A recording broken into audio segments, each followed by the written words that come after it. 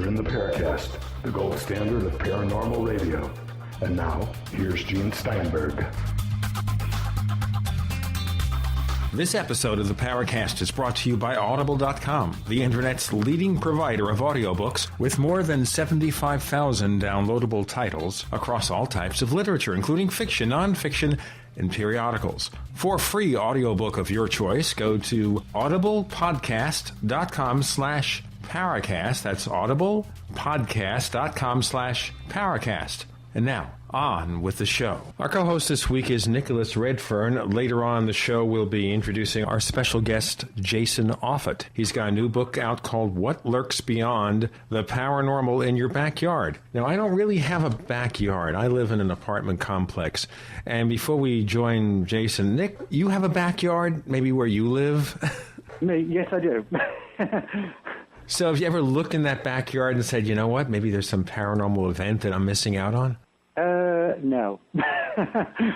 No, our backyard is pretty standard and normal. If there's anything weird lurking in there, I think I probably would have seen it by now. But, I mean, joking aside, yeah, I mean, the surrounding areas, certainly, you know, and I think this is the same for anywhere, really, are sort of ripe for investigation. I mean, within an hour's drive in any direction, well, I say in any direction, an hour's drive from where we live, in one direction we have the grassy knoll where President Kennedy was killed.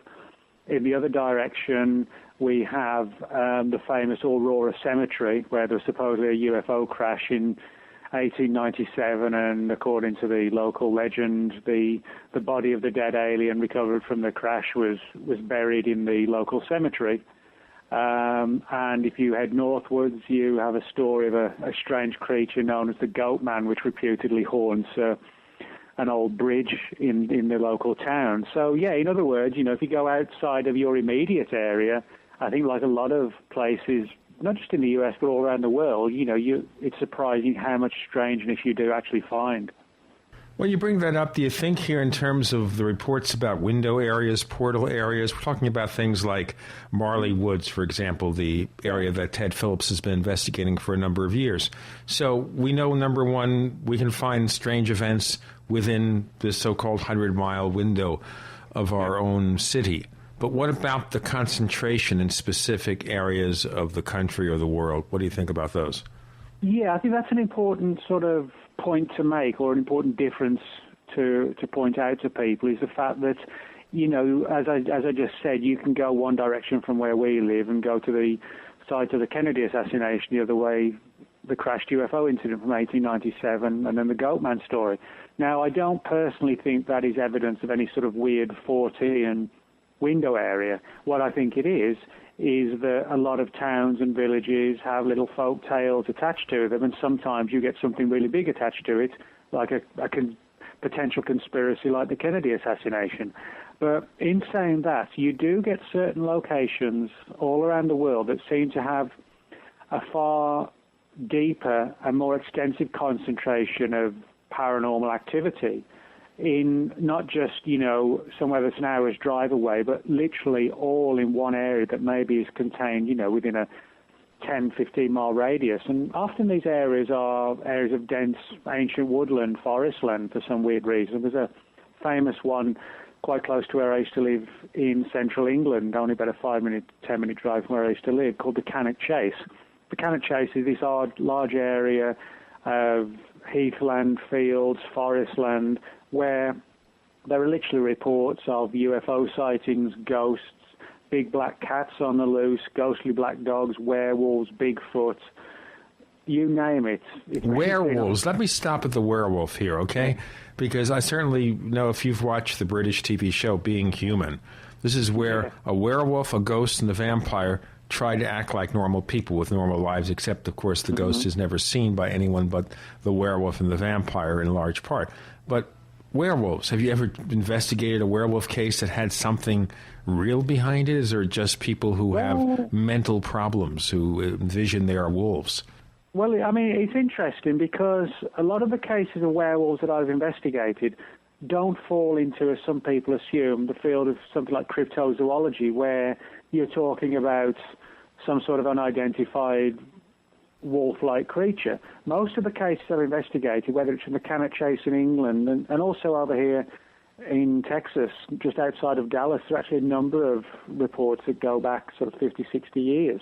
Most of them seem to have deep paranormal overtones attached to it, and where, for example, the sightings would be places like over here, ancient Native American burial grounds and sacred ground in the UK, old cemeteries, and where many of the witnesses actually felt, no matter which part of the world they're in, that these creatures, if you like, if that's the best word to call them, seemingly had the ability to sort of feed upon human emotion, if that makes any sense. The idea that it was felt they were almost like an emotional vampire that needed to be seen to feed on human emotion to thrive and survive. So in other words, people aren't necessarily talking about the classic Hollywood imagery of, somebody turns into a werewolf at the sight of the full moon and then kills a bunch of kids in the woods. Nothing like that. It's almost like these things are, if they're real, of course, are permanently in this form, but they're more paranormal or supernatural, however we define those terms, than they are physical. No, I see what you're saying here, but is it a person who physically looks like a wolf, or is it a separate creature? We don't have the full moon involved here. We don't have that famous phrase, even a man who's pure in heart and says his prayers by night may become a wolf when the wolfbane blooms, and the moon is full and bright, or the autumn moon is bright, depending on which version of the legend you hear. Yeah. Well, no, in reality, most people... In fact, I've never come across a report, apart from one or two second or third-hand stories, where somebody has spoken about literally seeing a human mutate or shape-shift into like a werewolf. For the most part, people are talking about seeing very large wolves walking on four legs that occasionally seem to have the ability to rear up onto their hind legs, but still look like wolves. We're not talking about necessarily Bigfoot with like a German shepherd's head on its shoulders. It's not that simplistic. It is literally more like a wolf, but that seems to have bipedal abilities as well. Now, of course, the official fossil and zoological record doesn't allow for anything like that to even remotely exist in the slightest. But that is what people have reported from all around the world. So either, we take the view that all these people who don't even know each other are lying or mistaken, or some sort of creature along those lines does exist, which I think is unlikely, the idea of a bipedal wolf, or something strange is going on that falls more into the realm of the paranormal. But the ironic thing is that the classic imagery of shape-shifting humans just doesn't seem to play any sort of major role in the reality of the situation. Well, unless we want to watch those movies. Of course, once the movies exist, at least we have the stuff and legends to worry about. But I won't get into that in much detail. Now, our guest today has written about a wide range of paranormal subjects, Jason Offutt. And I notice someone by the name of Nick Redfern is quoted in the back cover of the book, What Lurks Beyond, the Paranormal in Your Backyard. So in the remaining 1 minute of this segment, can you tell us kind of what attracts you to this book and why you feel it's so compelling? Yeah, well, it was one, as I pointed out in my review of it, it's one of the books, or the theme of the book is, I guess, one that I kind of wish I'd written myself. Basically, what Jason has done with his book is to address a whole range of paranormal issues and phenomena, but to ensure that everything that he's looked into occurred no more than 100 miles from his front door. So in other words, it's not just a regional study of phenomena, which a lot of things have been done, but it's specifically, I guess, geographically, clearly delineated. And, he's made a good case for the fact that if you look, most people could go within 100 miles of their front door and find, equally weird stuff. And, I think it's sort of an original, thought-provoking idea to write a book in that fashion. So we have coming up on the Paracast this week, Jason Offutt, author of What Lurks Beyond, the Paranormal in Your Backyard. Indeed, your backyard. Our co-host is Nick Redfern. I'm Gene Steinberg. You're in the Paracast.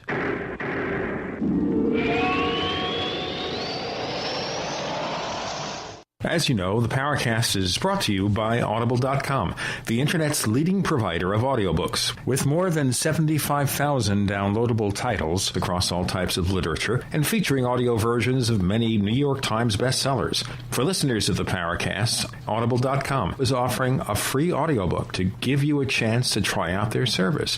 One book to consider, for example, is Above Top Secret, the Worldwide UFO Cover-Up by Timothy Good. Timothy Good, as you know, has been a guest on the Paracast. Yet another book worth considering from Audible.com is Lies and Deception, UFOs and the Secret Agenda, from Timothy Good once again, and also from our old friend Nick Pope. As you know, Nick Pope has also been on the Paracast. This is another book that you're definitely going to want to check out. For this book or another free audiobook of your choice, go to audiblepodcast.com/Paracast. That's audiblepodcast.com/Paracast. Again, the Congressional Budget Office sounds the alarm. This time warns of Greek-style U.S. debt crises. You heard me right. The GAO is drawing a parallel between the U.S. economy, its debt, and the current Greek economic meltdown. With the debt-to-GDP chart climbing into unfamiliar territory, the growing budget deficit will rise to unsupportable levels. Hi, this is Ted Anderson. The Federal Debt and Risk of Financial Crises document the CBO has published is a must-read for every American, covering the risk of continued deficit spending coupled with an aging population and the rising interest rates spell economic disaster. It's imperative that you get a copy of this document and study it for yourself. Call me today at 800-686-2237 and I'll send you a free copy. Again, call 800-686-2237 and ask for your copy of the CBO document. Once again, you need to read this government report. Call 800-686-2237. If the cost of your prescriptions are getting out of control, you want to listen carefully to this. RxDrugCard.com is a simple, innovative program designed to give individuals the same purchasing power as large HMOs and insurance companies. As a member of RxDrugCard.com, you'll enjoy savings of up to 80% on all prescription medications at over 52,000 USA pharmacies, including Walmart, Walgreens, and Eckerd's. Don't risk ruining your health by using cheap, counterfeit foreign drugs. This program provides savings on safe, genuine, FDA-approved medications with low membership fees, unlimited use, no age or income requirements, and coverage for all pre-existing conditions. RxDrugCard.com is an absolute must for anyone who pays for their own prescriptions. Enroll today for as little as $4.50 per month at www.rxdrugcard.com and start saving immediately. RxDrugCard.com is backed by a 30-day money-back guarantee. Visit RxDrugCard.com or call 888-216-2461. That's 888-216-2461. And now for another exciting minute from Life Change Tea. To all our Life Change Tea customers, it's sale time. Buy 3, get 1 free. Buy 3 packages of Life Change Tea and get 1 package absolutely free. Now to all of you that have not tried Life Change Tea, here's your chance. Buy 3, get 1 free. Clean toxins and chemicals inside your body. Lose inches off your waist, and you could lose that excess weight that's been driving you crazy. And with our buy 3, get 1 free sale, it's a great time to order. So here's how. Log on to getthetea.com. That's getthetea.com. Look for our special, or you can call us at 928-308-0408. That's 928-308-0408. 0408. It feels good to be clean, and it feels good to lose weight, and it really feels good to save money. So order now at getthetea.com. 10 years. A decade of talk. Great talk radio is here on the Genesis Communications Network.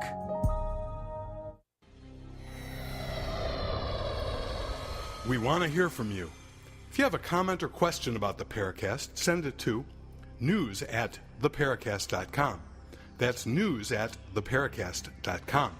And don't forget to visit our famous Paracast community forums at forum.theparacast.com. Get in on all the action at forum.theparacast.com. Our co-host is Nicholas Redfern. We're talking this week to Jason Offutt. He's got a new book out called What Lurks Beyond the Paranormal in Your Backyard. Of course, Jason was on the Paracast a year or two back, and he's been a busy bee. So, Jason, what made you want to focus on, shall we say, nearby paranormal events? Well, I was doing research on paranormal events fairly nearby me, just because they were easy at the time, and I started noticing that there were a lot of them. So I really just focused on an area around around where I lived, and I found an absolute ton of things, and I came up with the idea of the book mainly for two reasons. One, I wanted to show people that no matter where they live, that there's something weird going on around them. UFOs aren't relegated to one spot on the globe. Bigfoot's not just relegated to the Pacific Northwest. These things are everywhere. You just have to open your eyes and see them. And 100 miles, I picked 100 miles from my house, mainly because at the time when I came up with the concept, gas was about $4 a gallon here in the Midwest. So I didn't want to drive too far. So you figure that you could basically go, 4 gallons of gas at 25 miles per gallon. So that's $16 worth of travel, right, each way? Well, right. I'm a long-time journalist, so yeah, we're pretty cheap. I'll tell you what, most journalists are basically working on the cheap. Very few make a lot of money. Okay, so you chose 100 miles. Now, would that also be true if you're like a big urban area like New York City? Because that takes you to the Hudson Valley and places like that. Oh, right. I'm saying it from anywhere. Someplace like New York City is absolutely crawling with paranormal activity just because the amount of people. I've had people ask me, Jason, where's the most haunted place on Earth? Well, I don't know, but I'm guessing someplace like London or Tokyo or New York, just because of the mass volumes of people who have lived in one spot at one time. The ghost encounters there have got to be crazy. So basically, if it's a place that has a lot of history behind it, it's been there for a while. It's not just something that was built like Levittown, New York, where they built it from scratch. Or even Levittown, New York, maybe you have weird things going on. The Amityville Horror, that's not so far from Levittown.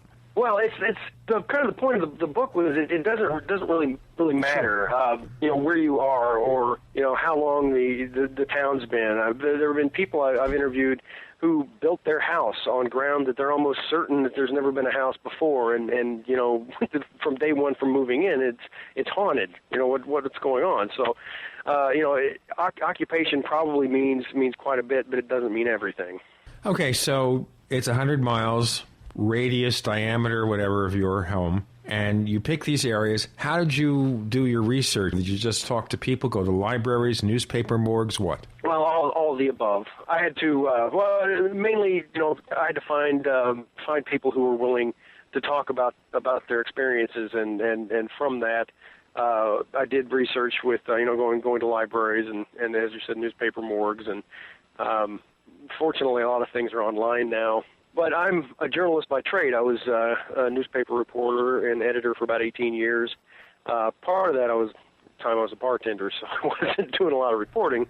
Well, a bartender, though, is doing a lot of human interest work and counseling and therapy, right? Right. I can justify that, absolutely.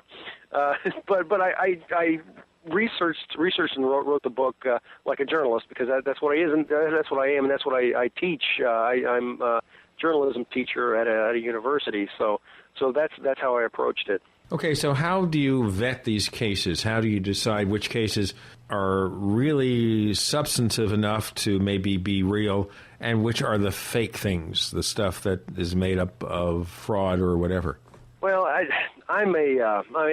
being a journalist for a long time, I think I've got a pretty good BS detector, and whenever my kids turn into teenagers, I sure hope I've got a pretty good BS detector.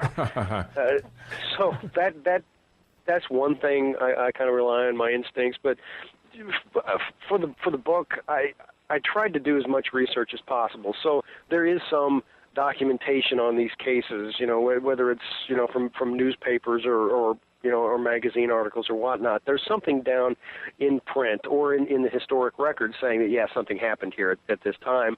The rest of it, I go off interviews. I've got a rule. One, if somebody says they see a ghost and they seem sincere, I can take them on face value. The same with seeing Bigfoot or seeing strange lights in the sky. But if somebody says that they can read minds, have seen Bigfoot, have been aboard a UFO, and have given JFK a back rub all within a week, that's a little bit too out of the realm of Okay, so basically, if you start pushing the envelope as far as the experiences you've had. You have too many experiences. That may be a bad thing, or it may be indications of deception.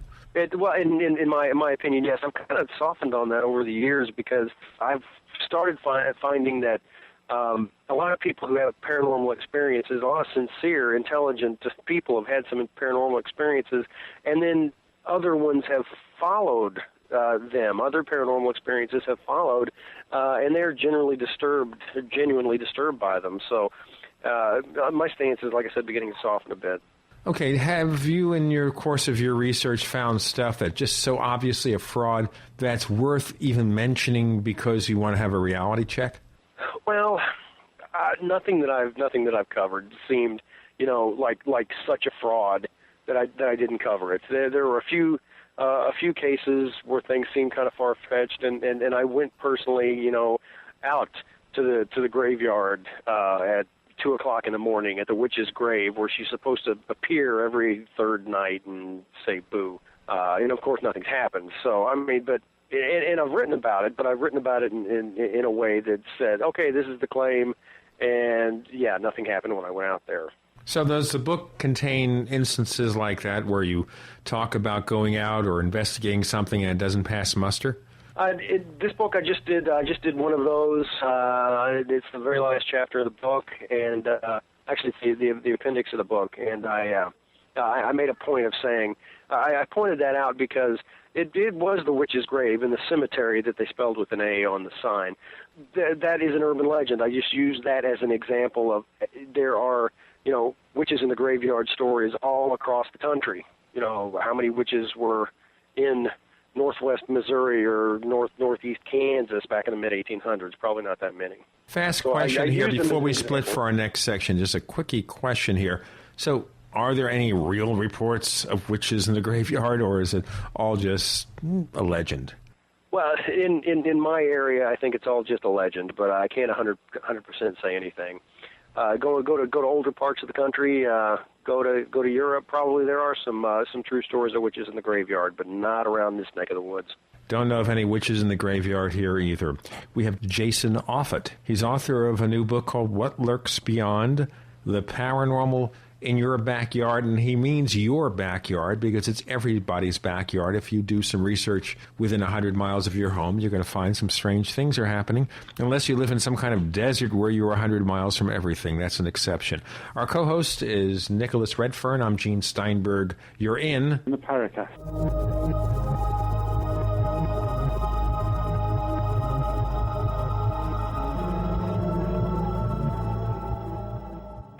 Okay, neighbors, here's the problem. Face-to-face business meetings with clients and colleagues are always going to be important. But business travel is a hassle, and it's often a complete waste of money. Well, here's a solution for you. Do more, travel less with GoToMeeting. GoToMeeting is an award-winning online meeting service brought to you by Citrix. With just a click, host sales presentations, training sessions, or product demos right from your own desk. Avoid the hassle of traveling and still exceed your sales goals. Plus, GoToMeeting is just $49 a month for unlimited online meetings. Plus, voice over IP and phone conferencing is included. My listeners can try GoToMeeting free for 45 days. For this special offer, visit gotomeeting.com/podcast. Once again, GoToMeeting free for 45 days. Visit gotomeeting.com/podcast. Where have all the military surplus stores gone? Don't worry, you don't need one, because everything you need at Military Surplus is at MaineMilitary.com. That's MAINE Military.com, one of the last surviving true military surplus stores in the country. Go online now to MaineMilitary.com and discover a source for hard-to-find surplus items at true surplus prices. Surplus gun cleaning kits as low as $2.99. Complete chemical suits as low as $11.99. See our huge selection of gas masks, filters, and accessories. Finish at M10 gas masks are 3 for $30, and Swiss filters are 3 for $12. Searching for Strike Anywhere matches? MaineMilitary.com has them, plus a whole new product line of survival and first aid kits and lots more. Get free shipping on orders over $50 only at MaineMilitary.com. That's MAINE military.com, or call 877-608-0179, 877-608-0179. MaineMilitary.com, the main name in military supply. If you've taken the drug Reglan, this message is for you. If you or a family member has taken the drug Reglan and have been diagnosed with tardive dyskinesia, call the Goldwater Law Firm right now. I'm attorney Bob Goldwater. If you or a loved one has taken Reglan and now have tardive dyskinesia, call us right now. You may be entitled to financial compensation. If you've taken the drug Reglan and have been diagnosed with tardive dyskinesia, call 1-800-272-2300. That's 1-800-272-2300. 1-800-272-2300. This is an attorney advertisement. The Goldwater Law Firm is located at 15849 North 71st Street in Scottsdale, Arizona. We are licensed to practice law only in Arizona, but we associate with other attorneys throughout the country. While we maintain joint responsibility, cases of this type are referred to other attorneys for principal responsibility. Free background information is available upon request. Prior results do not guarantee a similar outcome. Not available in all states. That's 1-800-272-2300. I have a very important announcement from our friends at eFoods Direct. Please pay close attention. Due to rapidly rising food costs, eFoods Direct must raise their prices. However, until September 20th, or current supplies are gone, whichever comes first, eFoods Direct is making a special offer to our listeners. It's the eFoods Direct pre-price increase special. Since 2008, wholesale food costs have risen dramatically, yet eFoods Direct has refused to pass these increases on to you. Unfortunately, they can no longer absorb the recent surge in costs and have no choice but to raise prices. Until September 20th, or supplies on hand are gone, whichever comes first, not only can you take advantage of the current lower prices, but for every 3 selected items that you buy, eFoods Direct will give you 1 free. That's right, buy 3, get 1 free. It's your last chance to get in on the huge savings. Act now. On the web at efoodsdirect.com or call 1-800-409-5633. That's efoodsdirect.com on the web, or call 800-409-5633. Tired of searching for great talk radio? There's a wide range of stuff on here. We are the GCN Radio Network. Genesis.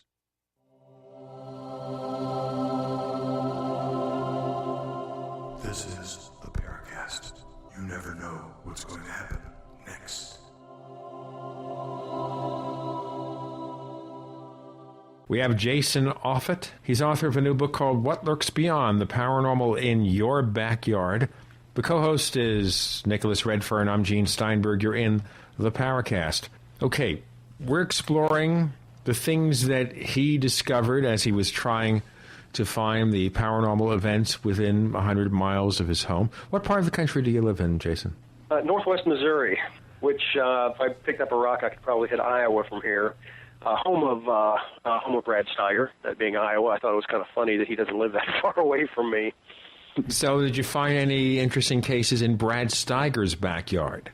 He lives just a little bit outside my 100-mile range, but no, I didn't. I imagine there are plenty, but I imagine he's written about all of them. Now, one thing, it takes us to the discussion of things like window areas where lots of events seem to occur. In looking over your particular situation here where you had ghosts, you had UFOs, strange creatures, did you find a specific concentration of one kind of event or what? Not of one kind. They were just a lot of different events, and in research, a lot of things that I didn't include in the book because I started putting things together afterward.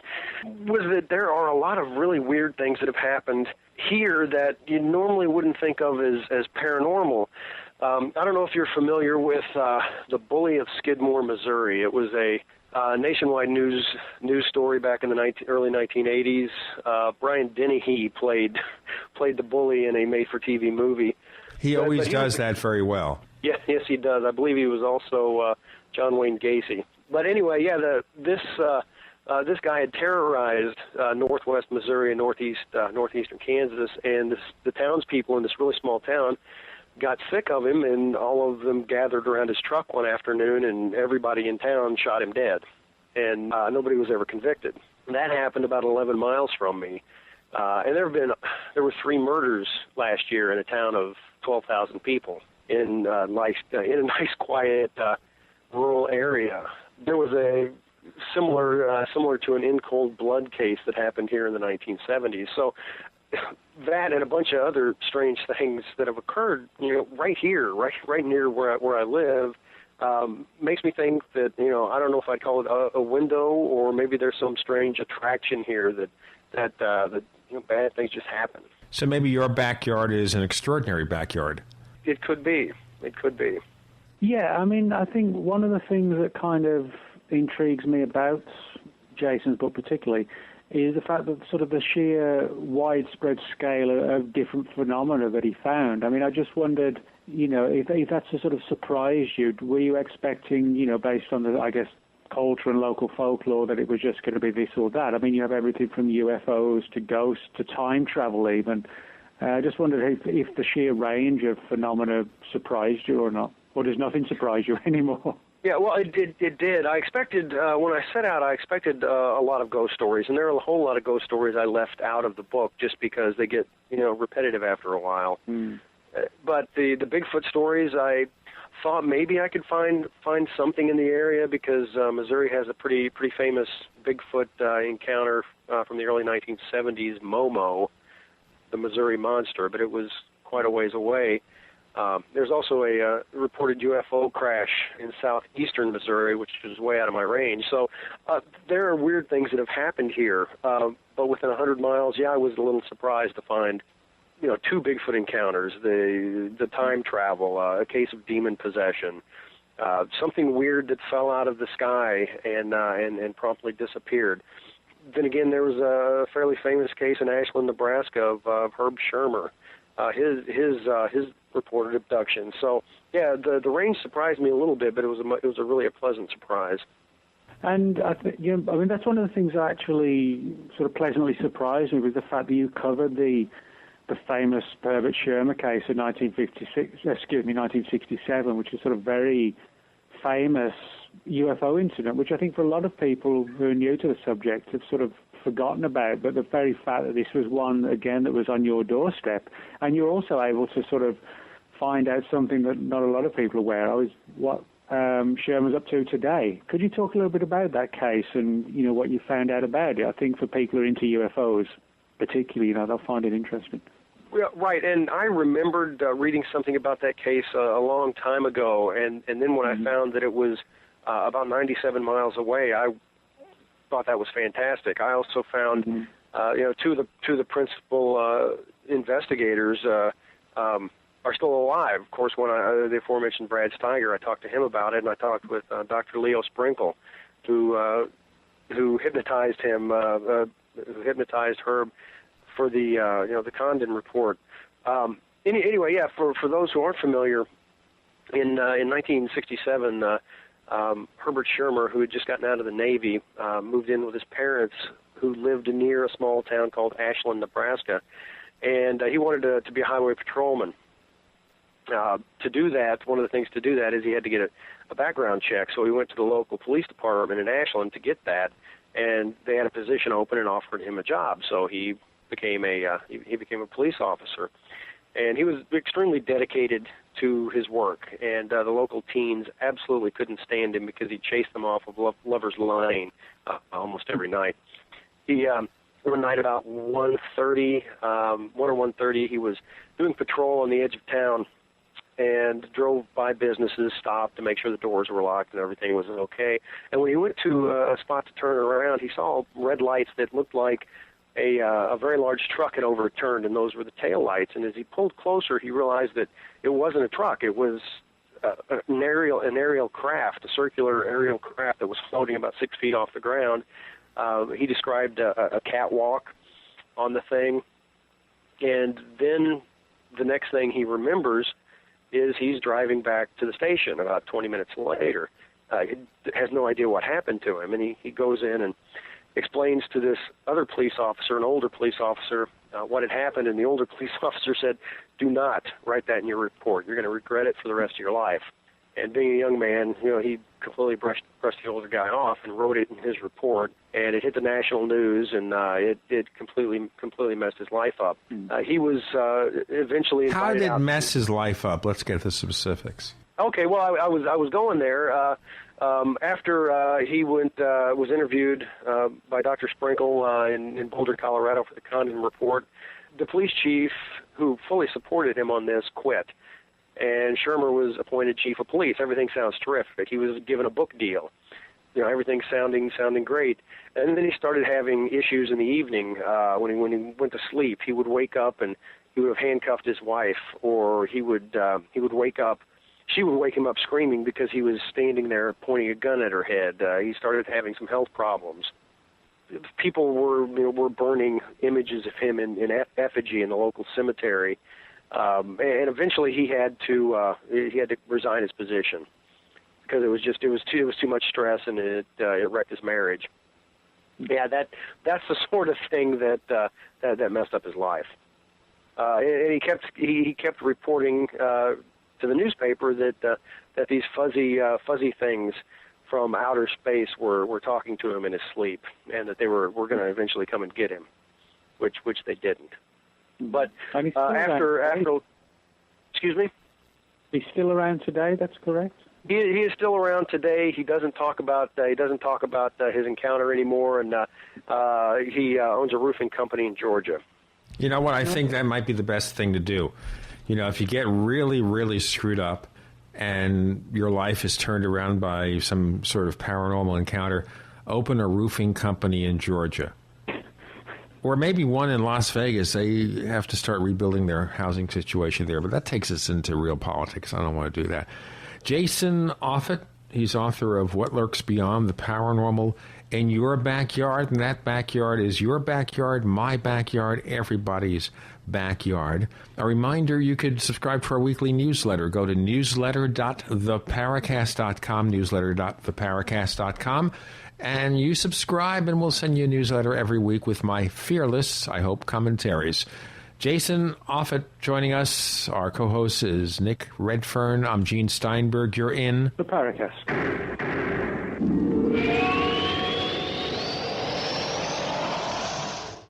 Hey neighbors, have you been thinking about starting a website? Well, I'm going to tell you about a great offer from HostGator. HostGator is a world-famous leader in web hosting, and they make it easy for you to get your own .com domain name. You create your very own website with their free site builder tools and great selection of templates. Use the coupon code Paracast. Once again, use the coupon code Paracast and sign up at this special address, theparacast.com/gator. That's Gator, theparacast.com/gator. Fate magazine provides true reports of the strange and unknown. Keep up with the latest on angels and miracles, psychic phenomena, ghosts, UFOs, life after death, and much, much more. To receive your free issue of Fate magazine, call now at 1-800-728-2730 or visit their website at www.fatemag.com. That's 1-800-728-2730. What are you waiting for? Your fate awaits. Question: what would you rather drink? Acidic water, which burns holes in your body and causes loss of bone mass, or alkaline water, which promotes high energy and vibrant health? The answer is clear. And if you're drinking acidic water, you're helping cancer cells and bacteria to grow out of control. AlkaVision Plasma pH Drops combine a unique formula of the most alkaline minerals. Using Plasma pH Drops is the best way to alkalize your water and help you get rid of acid and regain your health and energy. Simply put 10 drops in the water you drink to raise the pH to a healthy alkaline level. Most experts agree that the water you drink should be at a pH level of 8 or higher. Disease organisms like bacteria, viruses, or cancer cannot survive in an alkaline high pH environment. Order your bottle of AlkaVision Plasma pH Drops now by going directly to alkavision.com. That's ALKAvision.com. Or by calling 269-409-1776. Again, 269-409-1776. If you owe money to the IRS, you can't make the problem go away by yourself. But with the help of Dan Pilla, you can get your problem solved once and for all. Hi, I'm Dan Pilla. For 30 years, I've helped thousands of people solve their tax debt problem, and I can help you solve yours too. We take a very simple but proven 3-step approach to solving your problem. First, we stabilize IRS collection actions so you don't have to worry about the IRS seizing your bank account or paycheck. Next, we build a comprehensive plan to get your tax debt reduced to the fullest extent possible, sometimes even completely eliminated. And finally, we work with you every step of the way to get your problem solved once and for all. Call us for a free consultation. Call 1-800-346-6829. We'll work together to get your problem solved, guaranteed. Dan Pilla has been protecting taxpayers from the IRS for 3 decades, and he can help you too. Call us today at 800-346-6829. That's 800-34-NO-TAX. Global meltdowns, massive unemployment, endless wars, a new currency crisis, financially and morally bankrupt. A great and terrible storm is approaching. So what's the best way to get ready? To get prepared for hard times ahead? Introducing Off the Grid News, a weekly newsletter for independent patriots who want practical advice on how to survive and prosper in an increasingly dangerous world. It's the best way to get a black belt in emergency preparedness, survival skills, and off-the-grid living. Off the Grid News is fiercely independent, all about self-reliance and packed with helpful information on survival gardening, food preparation, alternative energy, herbal medicines, privacy and security, as well as God, gold, and guns, with absolutely no apologies. And the best part, this $100 a year service is now free of charge for our listeners. That's right, free for our listeners who sign up at offthegridnews.com. That's offthegridnews.com. You can sign up free at offthegridnews.com. offthegridnews.com. America's #1 source for independent talk radio for over a decade. We are the GCN Radio Network. Hi, this is Nick Pope. You're listening to the Paracast. Jason Offutt joining us. What Lurks Beyond is the book. He's checking all the paranormal stuff happening in his locale. Nick Redfern is the co-host. I'm Gene Steinberg, and of course you're in the Paracast for this segment. By the way, in our next segment, we have questions from the Paracast forums, and they will be read unedited. So Jason has been forewarned. We never know what they're going to ask, and he's going to sit there and be a good gentleman and respond to the questions. Okay, let's look at some of the other things that are going on here in this book. Did you at all ever see anything strange during your investigation and research for this book? See anything strange? No, I did not, and I don't. I saw a couple of weird things when I was a child. I've heard a couple of strange things as an adult, but generally paranormal things don't happen to me, and that's terrific. I often tell people that, yes, the paranormal is fantastic. It's fun as long as it's happening to somebody else. I feel the same. A lot of things happen around me, and I have never really had anything that I'd call paranormal, although there's a little bit of a fuzz factor there. But I'll ask Nick, as co-host of the show. Nick, anything weird happen to you? I think the one thing that I've never had a sort of a UFO crash in the garden or anything like that, but one of the things that I do get, and I think a lot of people within this field do get the further they dig into it, is kind of weird synchronicities that seem to happen more and more the more that you delve into the phenomenon. Now, why that should be the case, or whether we're just looking for them, who knows? But I have found over the years, I don't dismiss this, and I don't even know how to explain it, beyond the fact that weird synchronicities that seem to put you in the right place at the right time with the right people, just generally strange stuff that, most people write off as coincidence, seems to occur to a far greater degree. We're kind of drawn into it, I guess, from the nature of the stuff that we do. I've noticed a lot of the same type of thing, Nick, that you're mentioning, but I'm still at the point to where is this something paranormal that's happening, or is this just the fact that I'm paying more attention to things and my mind is coming to conclusions? I haven't really decided that yet on my part. But yeah, I think a lot of people, within the realm of Forteana are frustrated by the fact that they're looking for the answers and they never seem to be in the right place at the right time. It's almost like the phenomenon is toying with them, deliberately staying out of their area and focusing on somebody else. Now, again, you could argue that you're just in the wrong place at the right time, and that may be all there is to it. But I think a number of people have felt almost, manipulated and, dangled on a string to an extent as to, and not actually getting the answers they're looking for because there's something bigger out there that's actually having an effect on the situation. I am right now researching and starting to write on a book on a haunted Jewish wine cabinet. And whoa, a haunted Jewish wine cabinet. Speaking as somebody who comes from Brooklyn, New York, in a Jewish neighborhood, all right, I'm curious. Okay, it's the box is supposed to possess a Dybbuk. It's referred to as the Dybbuk box.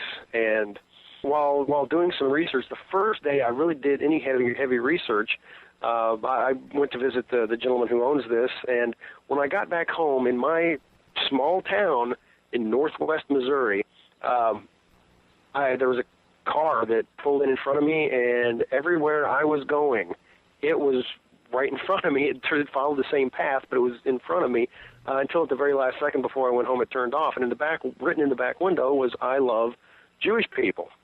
And the Jewish population of my entire county is 0. So is this some weird synchronicity that's telling me something? If they were following you, I think that the men in black were maybe after you. Or could it have been some kind of trick somebody's playing on you? But nobody here other than my wife knows that I'm researching the book. You're not considered, that UFO paranormal guy. They don't know that. Well, yes, I am that the paranormal guy. I'm the ghost guy in the in the area. But still, that was something strange. That I'm finally doing some research on some specific item, and nobody here knows about it. And I get that message when I come home. I just found that pretty interesting. During the course of your investigation, did you get strange phone calls from people or think that somebody was following you? I'm not trying to play paranoid here. I'm just asking. No, I've had absolutely none of that. Okay, so not like the John Keel phenomenon where he would supposedly get strange phone calls. And there was no doppelganger of Jason Offutt around somewhere where he's seen where you're not. Not that I know of. And if he is, he's probably having more fun than me. I don't know. He's collecting your book royalties, I think. All right, let's look at another aspect of paranormal phenomena. Strange creatures, Bigfoot, weird cats, whatever. What kind of stuff do you find in your backyard? Well, what I was able to find in my backyard were a couple of Bigfoot reports from St. Joseph, Missouri, the home of the Pony Express and the death place of Jesse James. One was from the 1930s in a logging camp. 2 young couples had moved to the area, and the husbands got jobs at a logging camp. And the women noticed when all the men were gone this strange smell. And eventually they saw what it was coming from, which was a really large, hairy, man-like creature. This thing was big enough to where it would lean on the back of a very large truck and prop its elbow up on the truck bed. It was they figured about 9 feet tall. And it would only come to camp when the men were gone. And the husbands, of course, didn't believe a word of it. And one evening, one of the first Saturday evenings that they had open, all the guys decided to go into St. Joseph and booze it up. And one of the women, being a newlywed, was worried her husband was gonna find some new girl, and was crying on the front porch. And she heard a creak on the wooden porch, and she thought her husband had come home, and she looked up, and there was this thing about 3 feet from her, and she started screaming, and it ran away. Eventually, some men were in camp when the thing came, and they saw it and started, they eventually chased the thing off. The thing could run faster than their dogs, and it never came back. But it bothered one of the husbands so much that he quit his job. He didn't want any part of people killing this thing because it looked too much like a man, and he eventually went on to become a preacher. The story was passed down to the son, and the grandson told me this story, and he said that he talked to his grandparents about it a number of times throughout his life, and the story never changed one bit. Another Bigfoot encounter happened about the same spot, but it was in the late 1960s, early 1970s. In a park in St. Joe, which has always fascinated me, Bigfoot stories that happen near cities. And St. Joe's not a huge city, but it's 75,000 people. That's big enough, I think, to keep Bigfoot from wanting to hang around the outskirts of town. So Bigfoot only goes to small towns? Or wooded areas, places that are isolated? There's a number of reports from a suburb of St. Louis that it's wooded, and there's a river there that people have speculated that's why Bigfoot's there. But St. Louis is a fairly large city, especially for the Midwest, and this thing has been seen. That fascinates me. I think I'd want to hide. What do you think about these stories, Jason, where, some of these Bigfoot accounts and sightings, encounters, etc., seem to have, I guess, sort of quasi-paranormal overtones to them? I mean, one of the things I've found, which I don't discount, is that sometimes when you look into these weird animal cases, that they actually do seem to veer more towards the paranormal than they do literal flesh and blood animals. I wondered if you'd come across something similar to that. In my research, I haven't. I have read quite a bit about it. Bigfoot encounters happening at the same time of UFO encounters. Somebody following a Bigfoot tracks and they just disappear in thin air. Those sort of things. And I really don't discount a whole lot, since we don't have a body. We don't know exactly what Bigfoot is, so I can't discount that. We're going to move on with this in our next section. And by the way, in the next section of the Paracast, we're going to read messages from the Paracast forums from listeners like you, where they ask whatever they want of Jason Offutt, and he's going to answer them. It's not an ambush. It's just going to ask the questions and see what kind of responses we get. You can check out our forums at forum.theparacast.com. Neighbors, we know it's extremely difficult to make a buck these days, really, but we have a special opportunity we're going to offer here. We'd like you to become part of the Paracast team. Here's what you do. If you have a background in online sales and marketing, and maybe even broadcast experience, that's a big plus, and you're ready to make great things happen with our company, please send your resume and your references to sales@theparacast.com. That's sales@theparacast.com. Our guest, Jason Offutt, he has written a book called What Lurks Beyond, The Paranormal in Your Backyard. The co-host is Nick Redfern. I'm Gene Steinberg. You're in the Paracast.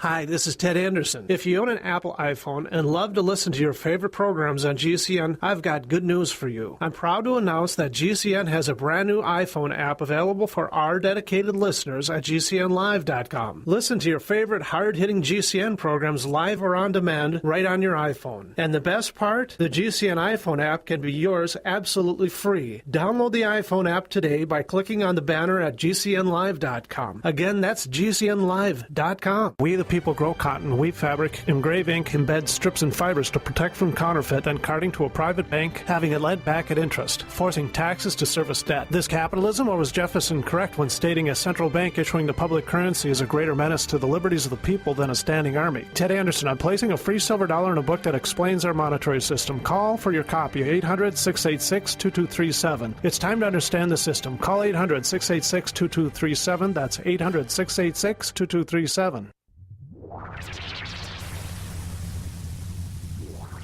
Welcome back to the Paracast, the gold standard of paranormal radio.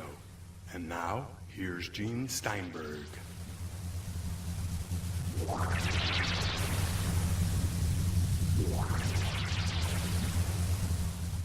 We return for the second hour of our session with Jason Offutt. He's author of What Lurks Beyond, The Paranormal in Your Backyard. Nick Redfern is your co-host. I'm Gene Steinberg. You're always in the Paracast, even when you're not in the Paracast, because that's what the paranormal is all about. So here's what I did, folks. I put a forum message up at forum.theparacast.com, and I said, hey, you got a question for Jason? And some of our people, by the way, have actually read his books. But I'm going to hit Jason with these questions. You all ready for them? Oh, I am, and your listeners sound like good people. They've already read my books. Okay, so therefore, we'll have good questions. One of our questions comes from Angelo. He's one of our forum moderators. He's also somewhat of a skeptic on a lot of these things. He says, I'd love to know if he has anything with regards to actual proof that he can provide, something that can change the mind of a skeptic like me. And he says he lives in an area near Quebec, Mont Saint-Hilaire. that supposedly has weird things going on. So, okay, can you change Angelo's mind, Jason? No, and here's why. People who are really looking for that kind of proof, unless they experience something themselves, their mind's not going to change. I've got a couple of friends who are scientists, which is really one of the cool things about working at a university. You can go down to the local bar and drink beer with scientists.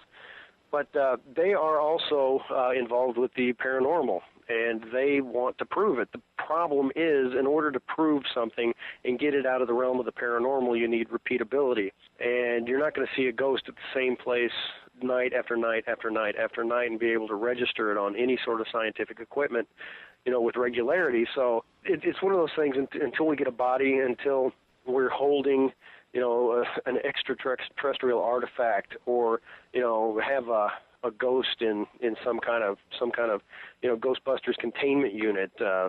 Skeptics like that are not going to change their mind unless they personally experience something.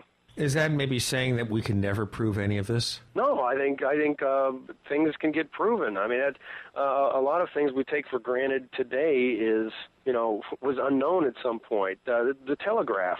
When newspaper accounts came out of the telegraph back in 1844, the readers thought, this is just a bunch of bunk. It's a bunch of hooey. This is impossible.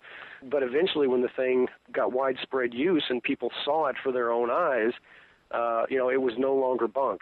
So, when things are scientifically proven, then people are going to be not believers, of course, because they don't have to be. People will just know that it's true. That's not paranormal. It is normal. Right. Okay, question from someone who calls himself Blowfish, a regular visitor to our forums. He has two questions. The first, why do you think paranormal events happen in such confined places as homes, bedrooms, and gardens? And he refers to abductions, poltergeists, and sightings, etc. Why? Because that's where people are. They probably happen all the time, out in the backyard in the middle of the night where nobody is, or out in the woods, out on top of a very lonely mountain. But we're not there. And that's why people see them in their bedrooms, because, well, that's where people are at night. So it's the same with when people ask me, why do strange things happen at night? Well, that's because it's dark and quiet, and we're paying more attention to things around us. Things probably happen during the day all the time. It's just we've got our iPods going, or we're driving somewhere and just don't notice them. And I hope they don't have their iPhones and iPods and iPads going in such a way that while they're driving, they don't pay attention to the road. But then, what can I say? But that's also maybe a reason to have cameras or something set up in areas where things happen to see if you can capture something. I know Christopher O'Brien, one of our other co-hosts, has tried to do that. What do you think of that kind of investigative technique? Well, cameras, I mean, before Photoshop, I would trust photographic evidence. Now I don't. I mean, I've got students who can make anything up on still photos or video that look believable. So I don't trust any sort of photography whatsoever. Let's look at the follow-up question. What's your most terrifying experiences when encountering your research, and have these, and this is what he says, strange awareness followed you home? So that's like a multi-part question, terrifying experiences and whether something has followed you home. So let's go to both parts. Okay, I'm going to address the second one first. One of the things that I don't do is investigate the paranormal. I'm not a paranormal investigator. I don't run around with equipment. The only equipment I have is a notebook, a pen, a camera, and a tape recorder. Those are the tools of a journalist. So that's how I approach things. Because things, if you go out looking for them, they're going to find you. And my wife specifically said, Jason, I want you to do this because you really enjoy it, but do not bring your work home. And do not bring UFOs, Bigfoot, or ghosts home either. Or don't have the Men in Black in for a cup of tea. No, I've not had anything follow me home. And what kind of tea do the Men in Black even like, I'm not sure, but they'll drink what I have. They have no choice. Right, but I got a little bit of Earl Grey in the cabinet, so that's what they're going to get. So the former now about terrifying experiences. I really haven't had terrifying experiences. I've gone places to where I've been uncomfortable, I really don't get scared because I don't think any of this stuff can really hurt me.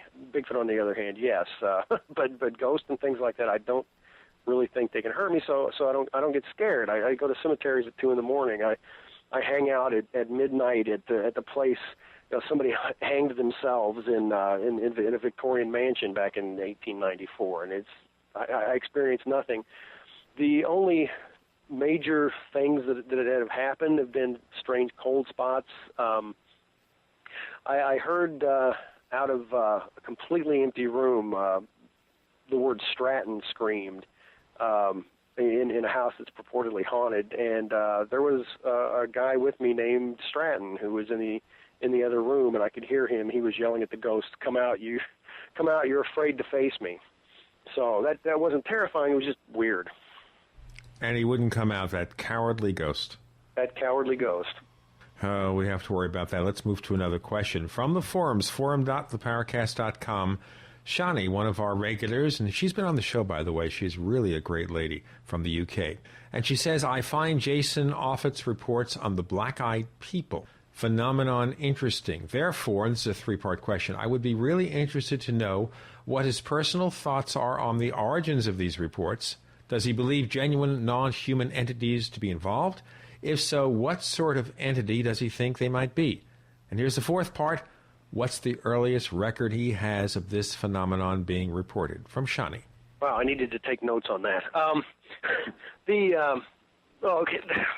The origins, what these things are, I'm not sure. I've talked to some people who claim to know.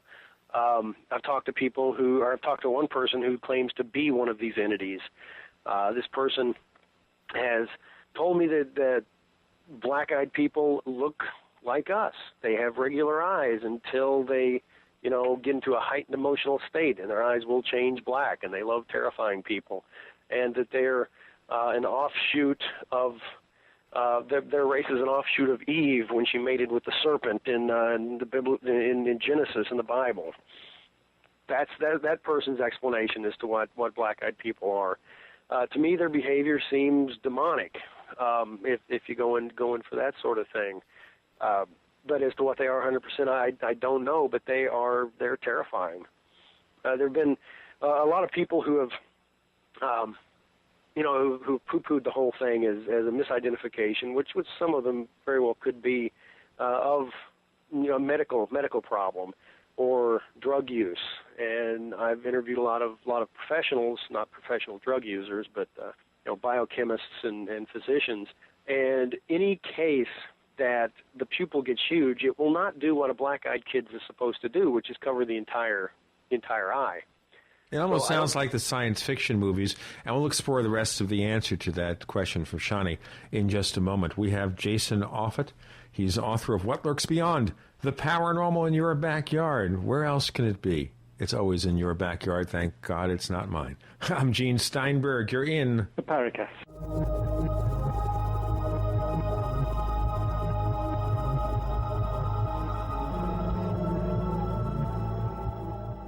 Are you ready to order the official Paracast t-shirt? You asked, we answered. We're now taking orders for the official Paracast t-shirt. It comes in white, 100% cotton. The front of it features the same logo that we have on our community forums. On the back it says, separating signal from noise. To order the official Paracast t-shirt, here's all you have to do. Visit our new online store at store.theparacast.com. One more time, that's store.theparacast.com. You can use a major credit card to place your order for the official Paracast t-shirt. Hey neighbors, we have one more thing to talk about, and that's more merchandise at the official Paracast store. We have hats, we have jackets, we even have a flip video camcorder customized with the Paracast logo at the official Paracast store. It's all now available at the official Paracast store, store.theparacast.com.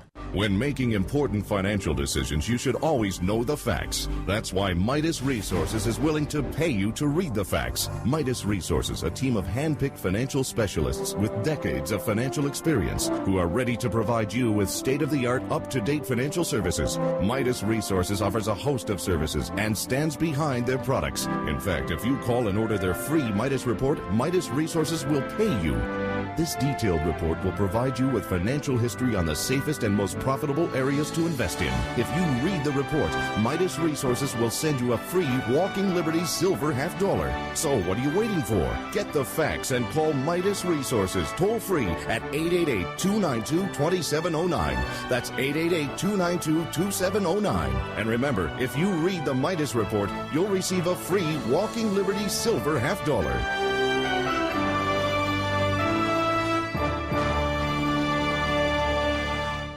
Before you throw away your used batteries, you need to listen to this. Now, going green can save money. Go green and save money by giving life to your used batteries by charging them with the Renaissance Charger. The Renaissance Charger uses a new revolutionary battery charging technology that effectively extends the life of new batteries and gives new life to used batteries. Invented by legendary audio genius John Bedini, this unique and patented charging system rejuvenates the electrochemical plate structure in the battery without additives, increasing capacity and maintaining cell integrity. Renaissance Charge offers a full line of products made in the USA for all types and sizes of batteries. Find out why our customers tell us the Renaissance Charger is the only battery charger they will ever use. Save your money, save the environment. Visit us online at r-charge.com. That's r-charge.com, or call us at 208-772-4514. That's 208-772-4514. Be a part of the revolution today. That sound could save your life. In our fast-changing world, you and your loved one may have limited time to escape dangerous nuclear radiation after a power plant accident, terror attack, or dirty bomb explosion. When that happens, you'll be glad you have Nuke Alert. More than just a radiation detector, Nuke Alert is a patented radiation monitor and alarm used nationwide by federal, state, and local first responders and the Department of Defense. Nuke Alert attached to your keychain is always with you and on 24/7 to promptly warn you of unseen but dangerously rising radiation levels. Nuke Alert incorporates a 10-year battery backed up by a 10-year warranty. See Nuke Alert in action at ki4u.com. That's ki4u.com. When ordering anything at ki4u.com, type in GCN in the comment box at checkout and you'll get free 2 of their new just released Peel and Stick Rad Sticker Dosimeters as a free bonus. Go to ki4u.com today and be ready for anything nuclear unleashed tomorrow. Tired of searching for great talk radio? And I think it really does make a difference. We are the GCN Radio Network. Genesis.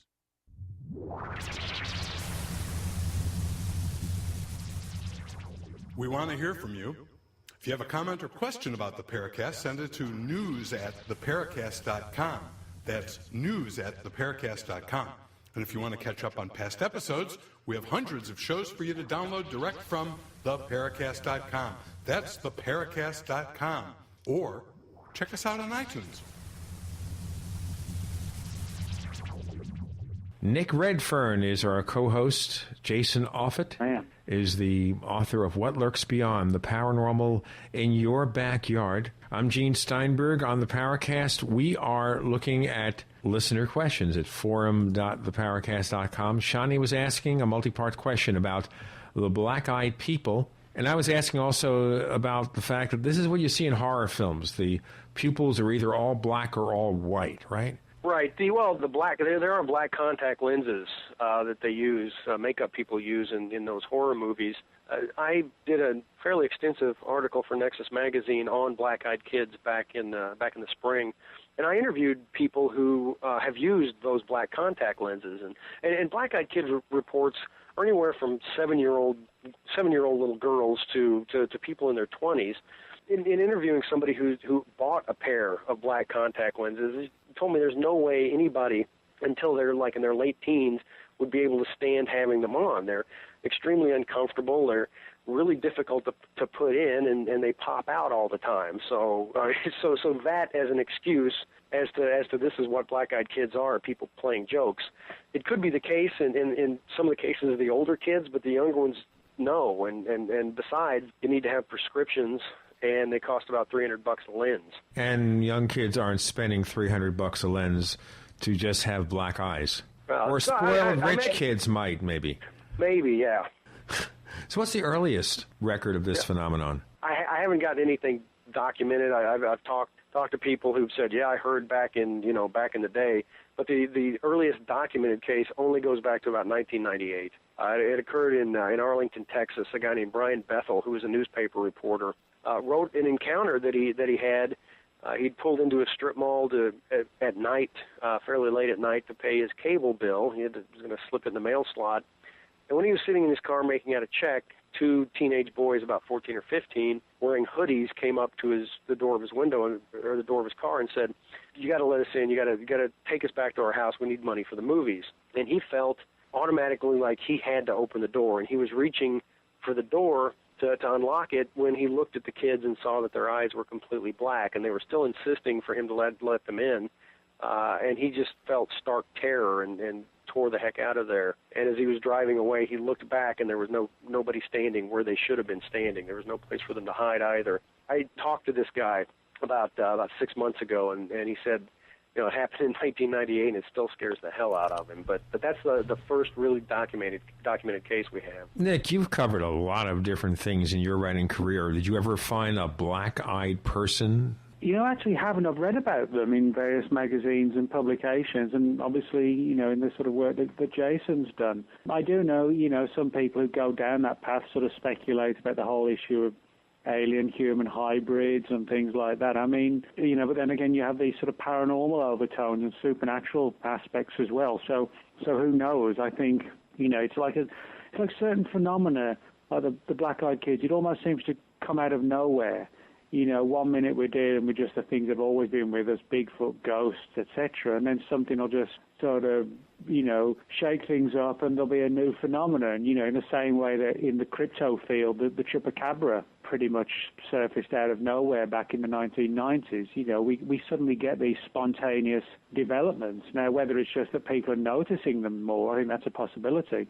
And when people talk about them more, then other people realize, hey, that's actually what I saw, so they begin speaking about it. I think that's a possibility. But equally, I think there is something to be said for the idea that occasionally things like these black-eyed kid stories just seem to indicate maybe that the spontaneous generation of a new phenomenon or something. Do you think, Jason, that maybe just talking about events over and over again may trigger some of them to happen? I guess we get back into the John Keel realm there. Given my background, I'm skeptic in the true sense of the word. It's not that I automatically try and discount things. I don't. But I try and look at the evidence first. And to me, looking at it logically, that doesn't make a lot of sense to me. But the more I do, and the more I've done research, it's making a little bit more sense. I have here a skeptical question, okay? So it's going to be complicated, so you'll have to take notes, and maybe we'll have to take this to another segment of the show. The name of the poster uses the alias Piggy's Beef Trousers. I'm scared already. Well, okay, here we go. I found Jason's Shadow People book quite frustrating. From what I remember, it mainly came across as a bunch of scary Halloween stories with no real substance to any of it. Enjoyable enough, but lightweight. Okay, that's the criticism. Now he says these are the questions, the multiple questions. Could you please ask him what lengths he goes to check his sources and the background to people's accounts? And whether he's had any experiences himself, well, that's answered already.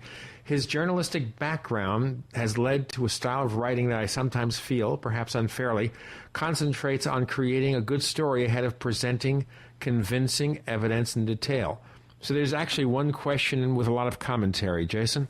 Well, about it just seems like a bunch of Halloween stories. I guess maybe they skipped the part where I interviewed psychiatrists, physicists, experts in Hinduism, Buddhism, Islam, Christianity, American Indian shamanism, the exorcist I interviewed. All of this research I did to try and answer the question in different in different religions, in different cultures, what these shadow people entities are.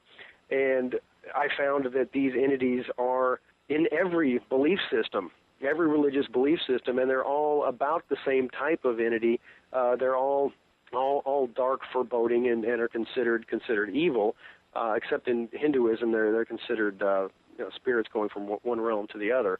Yeah, there are a lot of stories in there, but I did quite a bit of research also. Anyway, back to the what links do I go to check my sources? The experts, I make sure they are who they are.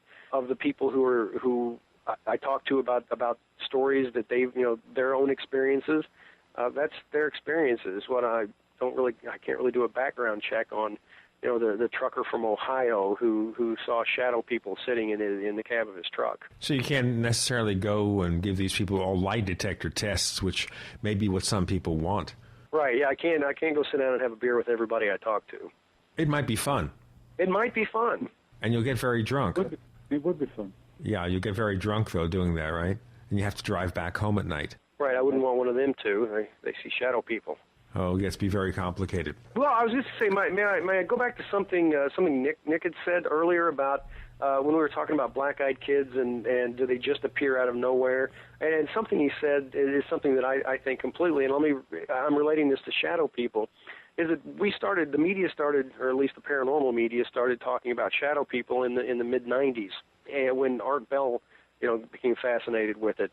Well, I had seen shadow people when I was a child back in the mid-'70s, and that's what, in my mind, I called them, because that's what they looked like. I'll tell you what, we'll get into shadow people in more detail in our next segment. We have Jason Offutt, author of What Lurks Beyond, The Paranormal in Your Backyard. Our co-host is Nick Redfern, and once we explore the shadow people, he'll take over the segment. I'm Gene Steinberg. You're in the Paracast.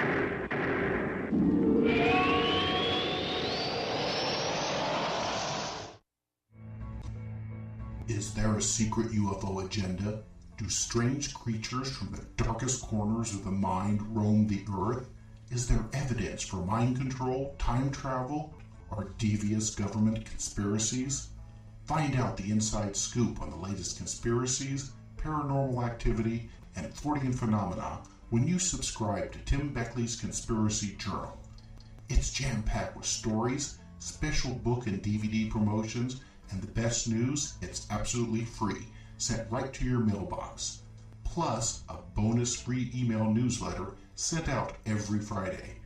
Simply send an email with your name and address to Mr. UFO at webtv.net. That's Mr. UFO at webtv.net. Find out what they don't want you to know.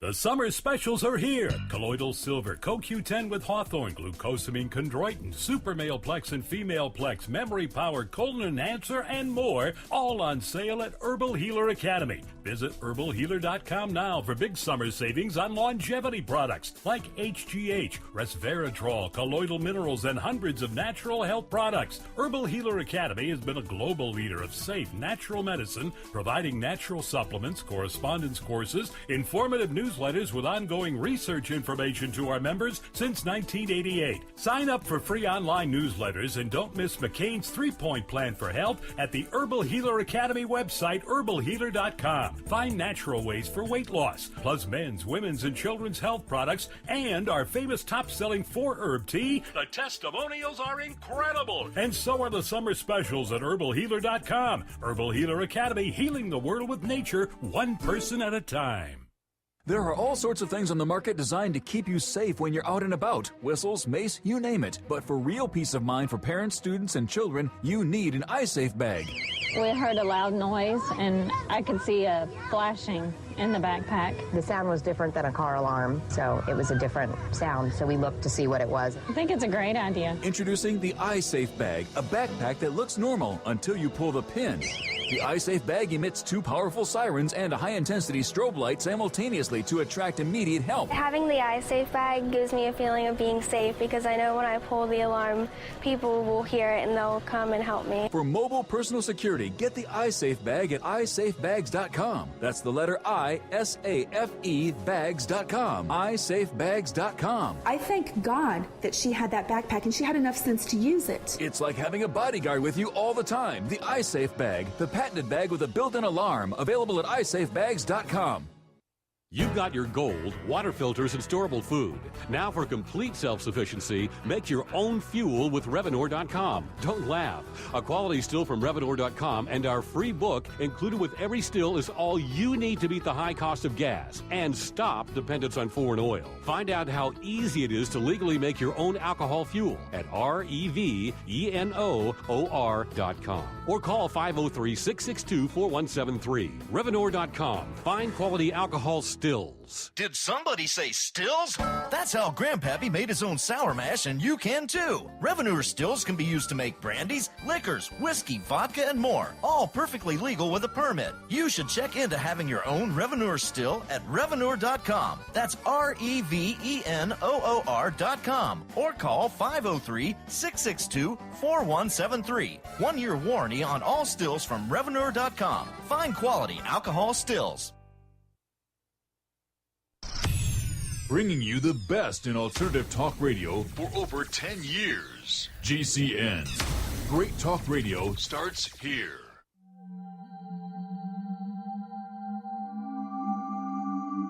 You've entered another dimension. You've entered the Paracast.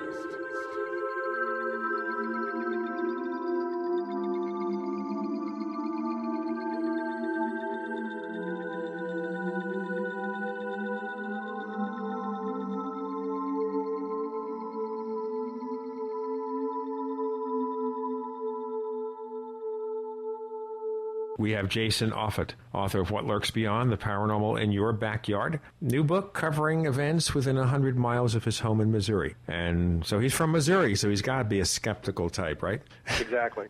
Nick Redfern's the co-host. I'm Gene Steinberg. You're in the Paracast. Okay, shadow people. Do we equate shadow people with the black-eyed people? Are they almost the same? No, I have found nothing that equates them. What I was kind of saying before the break is the fact that I think a lot of these different type of entities that just make it to the mainstream have been with us. It's just people haven't talked about it, or people think there's something else, or people are afraid to talk about it until they hear a report and go, hey, wait a second, I saw that.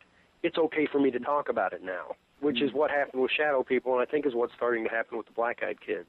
One of the things I wanted to ask you, Jason, do you think there's any sort of correlations or parallels between the shadow people and some of the more paranormal-sounding Men in Black reports that people like Barker and Keel used to talk about? Not the notion of government agents, who happen to dress in suits, but the sort of the weirder Men in Black stories.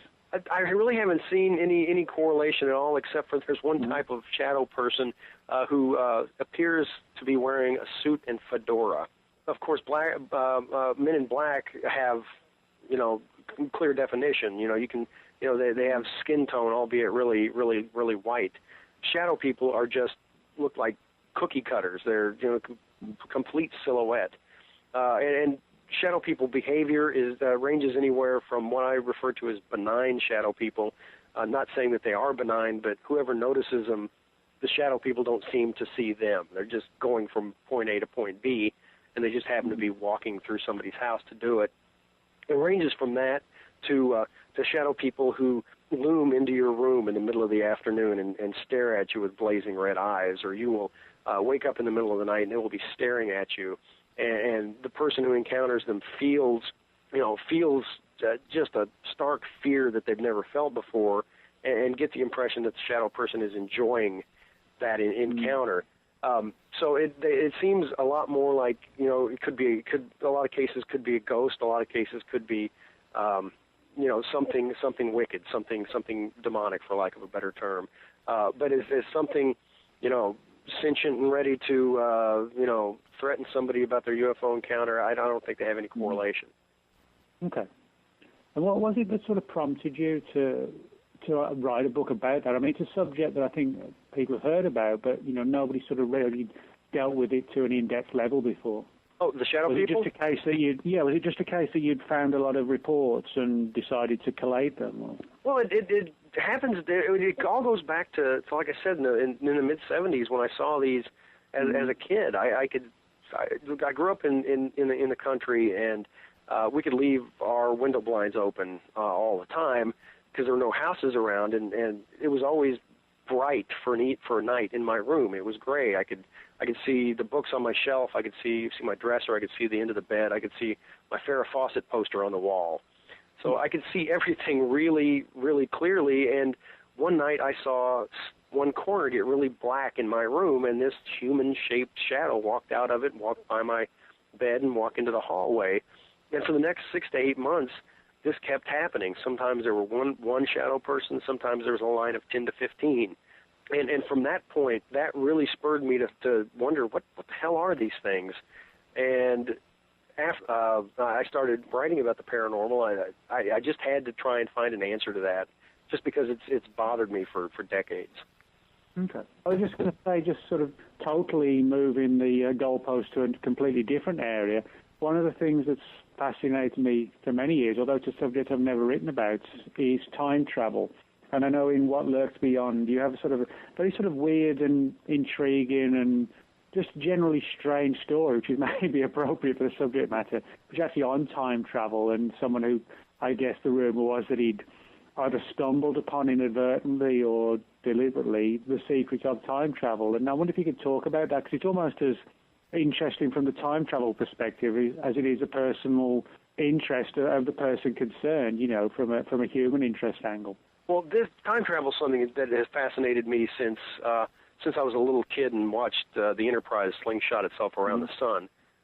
Yeah, I had heard about this case back in the mid-'90s when I didn't live in this area. It involves a guy named Mike Markham, who was a 21-year-old electric school dropout from Rio Grande College in Ohio. And he'd moved to a small town called Stanberry, Missouri, which is 27 miles from where I'm sitting right now. And he was bored one day, and he built a Jacob's ladder on the tabletop, which, for the listeners, a Jacob's ladder is two vertical pieces of, or I guess diagonal pieces of metal, and you send an electric current between them, and it dissipates near the top. And he noticed there was some weird heat signature that shouldn't have been there that was hovering over this thing, so he did what any guy would do. He threw something at it. He picked a finishing screw up and threw it, and it hit the signature, and kind of it disappeared for a few seconds, and then reappeared and dropped straight onto the table. And Markham decided right then, he came to the conclusion that he'd built a time machine, and he wanted to build a man-sized one to jump through, not to increase the body of knowledge or do something good for mankind. He wanted to go in the future and get the lottery numbers. Again. Well, that's commendable. I can dig that. That's he's an American after all. He wants to get rich quick. And to build a man-sized one, he needed more juice. So him and a few friends stole 6 power line transformers from the local power and light station. And when he hooked his machine up, the cops caught him because all the lights in town went off. This happened in '95, and I interviewed people who were there at the time of the arrest. I interviewed his arresting officer. I interviewed his jailer, and I interviewed friends of his when he moved to St. Joe later, and talked about he was going to build one of these man-sized ones again legally, and people from across the country. This story had been on the Art Bell Show, and had been in the New York Times, and it was on the AP wire, so it was everywhere. People donated money and equipment to him, and his landlord kicked him out of his apartment in St. Joe because there was a story in the local paper that he was throwing cats through the machine. And this is a direct quote from Markham in That's a violation of the lease, by the way. I think so. This is a direct quote he said in the news story. That cat thing, it ain't true. But then he disappeared. His friends hadn't seen him. He didn't say goodbye. He's just gone. And there was some speculation about what happened to him, and I actually found somebody in Cincinnati. Markham had moved back to Cincinnati, who a number of years ago lived in the same apartment complex with Markham and would play video games, and Markham would talk about his time machine and talked about going through it and described the iPhone to a T, described playing certain video games, and this was years before any of this stuff was released. So the guy I talked to is convinced that Markham actually went in time. Okay, and the iPhone to a T. Where's this documented? This is the interview I had with him. Markham didn't write anything down. Didn't want any more publicity. So we really don't know this has happened. Sure. We don't know 100%. That's unfortunate about predictions, on a large scale, the fact that they're seldom documented before the event, and if they are documented before the event, quite often they don't happen. Maybe that's part of the problem. Yeah, quite possibly.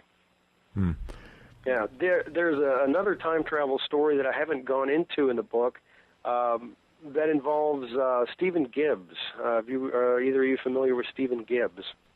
Yeah, nope. We're not, claimed, but I'll tell you what, let's kind of move that to the next segment of the show. We have Jason Offutt.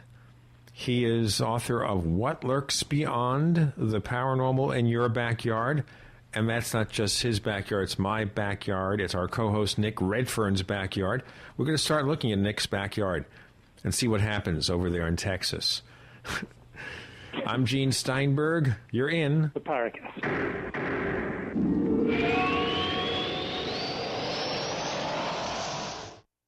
Ray Perkins, a reclusive veteran burned out from the Gulf War, lives tortured by relentless, perplexing nightmares. Nightmares of a horrific battle in deep space and of a mysterious woman suffering in agony for her devastated world. A woman not yet born, calling across centuries to him. Then, a coincidence leads him to his destiny, his chance to alter the universe. Attack of the Rockoids. The former fiction editor for Star Wars and Indiana Jones, Robert Simpson, writes, "The soul of the novel Attack of the Rockoids lies in its heart and passion for building a convincing tale of a love that spans the galaxy, a thrilling story. Attack of the Rockoids is available now. Read a sample chapter and get a special discount off of the cover price at our website, rockoids.com. That's ROCKOIDS.com. Attack of the Rockoids, a novel in the grand science fiction tradition." If you're in a service business, that's money ringing in your ears. If your phone's not ringing, chances are it's a problem with your marketing. Landscapers, painters, roofers, carpet cleaners, pet sitters, handymen. Anyone with a residential service business can build a huge and loyal customer base fast with the Magic Yellow Flyer. No more expensive newspaper, yellow pages, or internet pay-per-click ads. The Magic Yellow Flyer will have new customers calling you within 1 week. The Magic Yellow Flyer marketing system is the most effective and inexpensive way to build a referral-only service business in a short period of time. And the Magic Yellow Flyer comes with an outrageous 1-year guarantee. You will get new customers or your money back. For details, go to MagicYellowFlyer.com. No matter what business you're in, the Magic Yellow Flyer marketing system will work for you. Visit MagicYellowFlyer.com. Put the Magic Yellow Flyer to work for you today. Visit MagicYellowFlyer.com. Can you live with minor aches and pains? Maybe. But oftentimes, those won't-go-away pains become so debilitating that we are not able to do things we used to, like go for a walk, garden, or even button a shirt. Now, restore normal function naturally and give yourself the freedom to move with Recovery Extra Strength. Over-the-counter drugs will stop the pain, but at the expense of your liver. Recovery Extra Strength is the #1 solution for pain and inflammation. It contains Nutricol, a unique proprietary blend of green tea and grapes, and is made in Canada under strict Health Canada oversight of natural products. If you suffer from arthritis, bursitis, tendonitis, back, or other aches and pains, use Recovery Extra Strength. Call 866-543-3388 or go to RemarkableRecovery.com. Get free shipping on orders of $50 or more when you use checkout code GCN Radio. Call 1-866-543-3388 or go to RemarkableRecovery.com for Recovery Extra Strength for pain-free mobility. What is a wind generator? How can the wind produce power for a small cabin? How can wind energy be stored and used during an emergency? Can I assemble my own wind generator?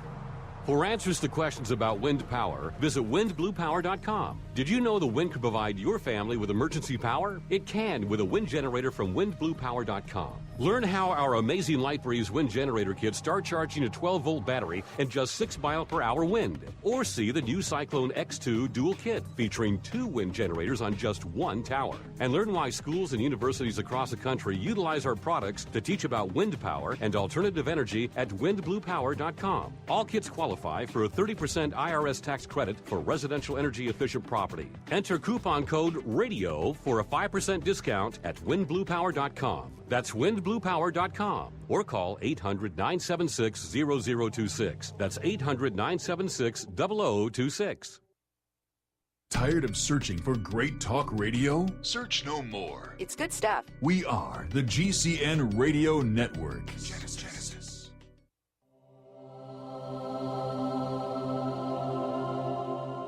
This is the Paracast. You never know what's going to happen next. We return with another hour spent with Jason Offutt. He's author of What Lurks Beyond, the Paranormal in Your Backyard. An earlier segment in the previous hour, we did answer, or at least have him attempt to answer, the questions from you listeners about all these strange and unknown things that he's been covering. And that's something that we'll be asking you to do for all the guests. Of course, the problem always is, of course, that we don't always have the guests line up before it's too late to figure out what question we should be asking. Okay, time travel. This didn't make it in the book, Jason, and why didn't it make it to the book? Because the book was already finished when I finally got this. Anyway, this gentleman had claims to have gotten plans to build a time machine from himself in the future, and he sells them on the internet. If you saw Napoleon Dynamite, you saw one of his machines. And a couple of physicist friends of mine and I got a government grant to purchase one, and we're playing with it right now. So, yeah, that's where our tax dollars are going, to buy me a time machine. Well, you know what? That's going to really be the subject of some severe criticisms on certain 24/7 cable stations. So tell me more about this time machine. Oh, like I said, any listener who's seen Napoleon Dynamite has seen this machine, complete with quartz crystal and a very large electromagnet you stick between your legs. There is no shocking. The machine is supposed to take 3 minutes to warm up, and then you go forward in time. And I discovered that using the machine, I went 3 minutes forward in time. Come again? It took 3 minutes to warm up. Okay. It takes 3 minutes to warm up, and then you really went back through time, or you just kind of... Oh, no, I said that 3 minutes to warm up was the 3 minutes in the future I went. Oh, okay. So you really haven't seen any evidence this thing really works? No, not at all. Now, that's an interesting story. Have you covered other instances where people claim to have built time machines? This is the only one I was able to get a grant for, and that's the only one that I've bought so far. That's also an interesting question, too, which is, okay, folks, how much does a time machine cost? Assuming I want to buy one, I don't have the money for a time machine right now. I will entertain loans from our listenership if you want us to buy a time machine, an official time machine for the Paracast. You're welcome to contribute. But what does it cost? How much of our tax dollars are being confined to the purchase of time machines? Well, now don't look at it negatively. It was about $350, but with that research, with what I'm telling you now and with the research that the physicists are doing on the machine, that will save many, many people $350 out of their bank accounts. So I personally think it's tax money well spent. And you think also maybe it gives good reason for maybe to have the authorities to have a little talk with this person and say, you know what, maybe you shouldn't be selling time machines? Well, let the buyer beware. It's a time machine. And this isn't the first time the government has spent money on something like this. I had my house was ruined in a flood back in 1993, and the FEMA came and demanded I tell them exactly what I lost in the flood. The only thing that I wasn't able to retrieve out of my house was my beer making equipment, and the government bought me new beer making equipment. Which I don't know, weigh those out. Which do you think is more frivolous, a time machine or home beer making equipment? I think in a situation like that, maybe it's a mixture of priorities there. If you're a beer drinker, though, the home beer making equipment might be fascinating. Exactly. I got a lot more use out of that than I did the time machine. Okay, so you've never explored another time machine kind of device. Now, have you reported back to this person and say, hey, guys, you know what? Your machine isn't working. It's not doing it. What mistakes am I making? I have tried. The person, I have a feeling, has found out that I write about these topics because he hasn't returned phone calls, hasn't responded to letters I've written. So I've made plenty of attempts. everything but going and knocking on his front door. Well, that might be a plan. Gives me the willies. Yeah, might be a plan to do that next and see what happens, see whether he throws you out. Now, what about missing time? Okay, so we have the time machine. Forget the time machine. One of the common things that happen, especially in connection with UFO abductions, but maybe not, missing time. Do we see missing time in this book? No missing time. I have personally had missing time, but only about 3 minutes. But no accounts in the book. You've personally had missing time. Not we're referring to this machine that didn't work and took 3 minutes to warm up, but something else. Right. Once I was working the night shift at the newspaper, and I was driving home, which was about a 50-minute drive, and I got to a spot that said 5 miles to the town I was going to, and I thought this is great, because as soon as I hit that sign, my favorite Rolling Stones song, "Gimme Shelter," came on the radio, which is 4 minutes and 32 seconds long. I figured, yeah, this is great. I can listen to the song all the way home. And then I don't remember anything else until my engine started dragging, because I had it on cruise control and I was going up a hill, and the problem is there weren't any hills between where I was and the town I was going to, and it was quite foggy, and I had no idea where I was, and I went up and down a couple more hills until I saw a light, and I pulled in, and it was a Jehovah's Witness church that is sitting out in the middle of nowhere, and I realized where I was. I was 5 miles on the other side of the town I was going to. And as I was sitting there, I realized "Gimme Shelter" was still playing, and it played for another minute and a half. So either they did an instant replay, or something weird happened to you, or maybe you fell asleep at the wheel? Well, I can't say fell asleep at the wheel, because I had the cruise control on, and I drove 10 miles. Was it a straightaway kind of drive, or is it something that requires a lot of curves? There were quite a few curves, and again, I went up a couple of hills that also had curves. So I have no idea. I'm not saying it was paranormal, but that's my missing time story. And we kind of think, though, if this really happened and he just fell asleep, we wouldn't be talking to Jason Offutt in this reality. Probably not. So that was your missing time. Now, do you have a feeling as to what causes missing time in general? Is it what the UFO abductees think, that maybe ET is just causing them to forget what happened? It could be epilepsy for all I know. I have no idea what causes this. There is something I'm thinking about exploring, because there have been a lot of paranormal encounters with people that I've interviewed, and they've come out to say, "Oh, I suffer from depression." So I'm wondering if some sort of clinical mental medical condition is associated with the paranormal. Not that the medical condition causes it, that maybe that they're just associated, and maybe all of this accounts for the missing time as opposed to people being abducted. I also worry about instances which happen in people's beds, because you could be dreaming. You can have some pretty wild dreams. I know I've had some. I know my wife on occasion dreams about her late mother and her late father. But we can't say necessarily that either are visiting her. Oh, right. Especially in my book on Darkness Walks on Shadow People, I discounted most of the stories that I received, because they were clearly received in a hypnagogic state, where you're in deep REM sleep. Your body's been flooded with chemicals from your brain that basically paralyze you, so you won't thrash around all night with involuntary muscle movements. But you wake up for some reason, and you're still in that great dream state, and you can't move, and you can see all sorts of crazy dream things, shadow people, ghosts, your dead aunt, ETs, vampires, whatever, and you can't do anything about it until you snap out of that awake/dream state. Well, that's the important thing about dream state. How much of the so-called paranormal instances that we see might be caused by dream state issues? Well, a lot of them can, and you've got to take into consideration, where people are. If there are a lot of, like I said, the abduction cases are from people's beds. Are they dreaming? Are they in that hypnagogic state? Yeah, a lot of cases they probably are. Are all of them? I can't say that. A lot of cases where people experience something in broad daylight and they're wide awake, I have put a lot more credibility into that. Now, looking over cases for this book, what portion covers that, or anything related to UFOs? You do much UFO coverage? Well, I did some. I did the Herb Shermer case. There was also another case Jacques Vallée investigated back in December of 1977 in Council Bluffs, Iowa, that had to do with 6 or 7 people saw from different corners of this large park. They saw after dark this glowing red ball, or glowing white ball with a red ring around it. And then they saw something red drop from beneath it and into the park, and then the thing took off into the sky.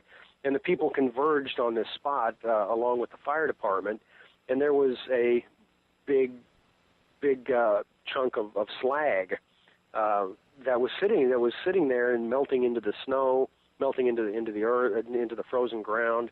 The center of it was still white. It was so hot. And nobody knew where it came from. Nobody could explain rationally where it was about 2,000 pounds of molten slag that was, appeared in this park. I'll tell you what, we'll look into that molten metal and follow this up in a moment. Jason Offutt, author of What Lurks Beyond, the Paranormal in Your Backyard. The co-host is Nicholas Redfern. I'm Gene Steinberg. You're in the Paracast.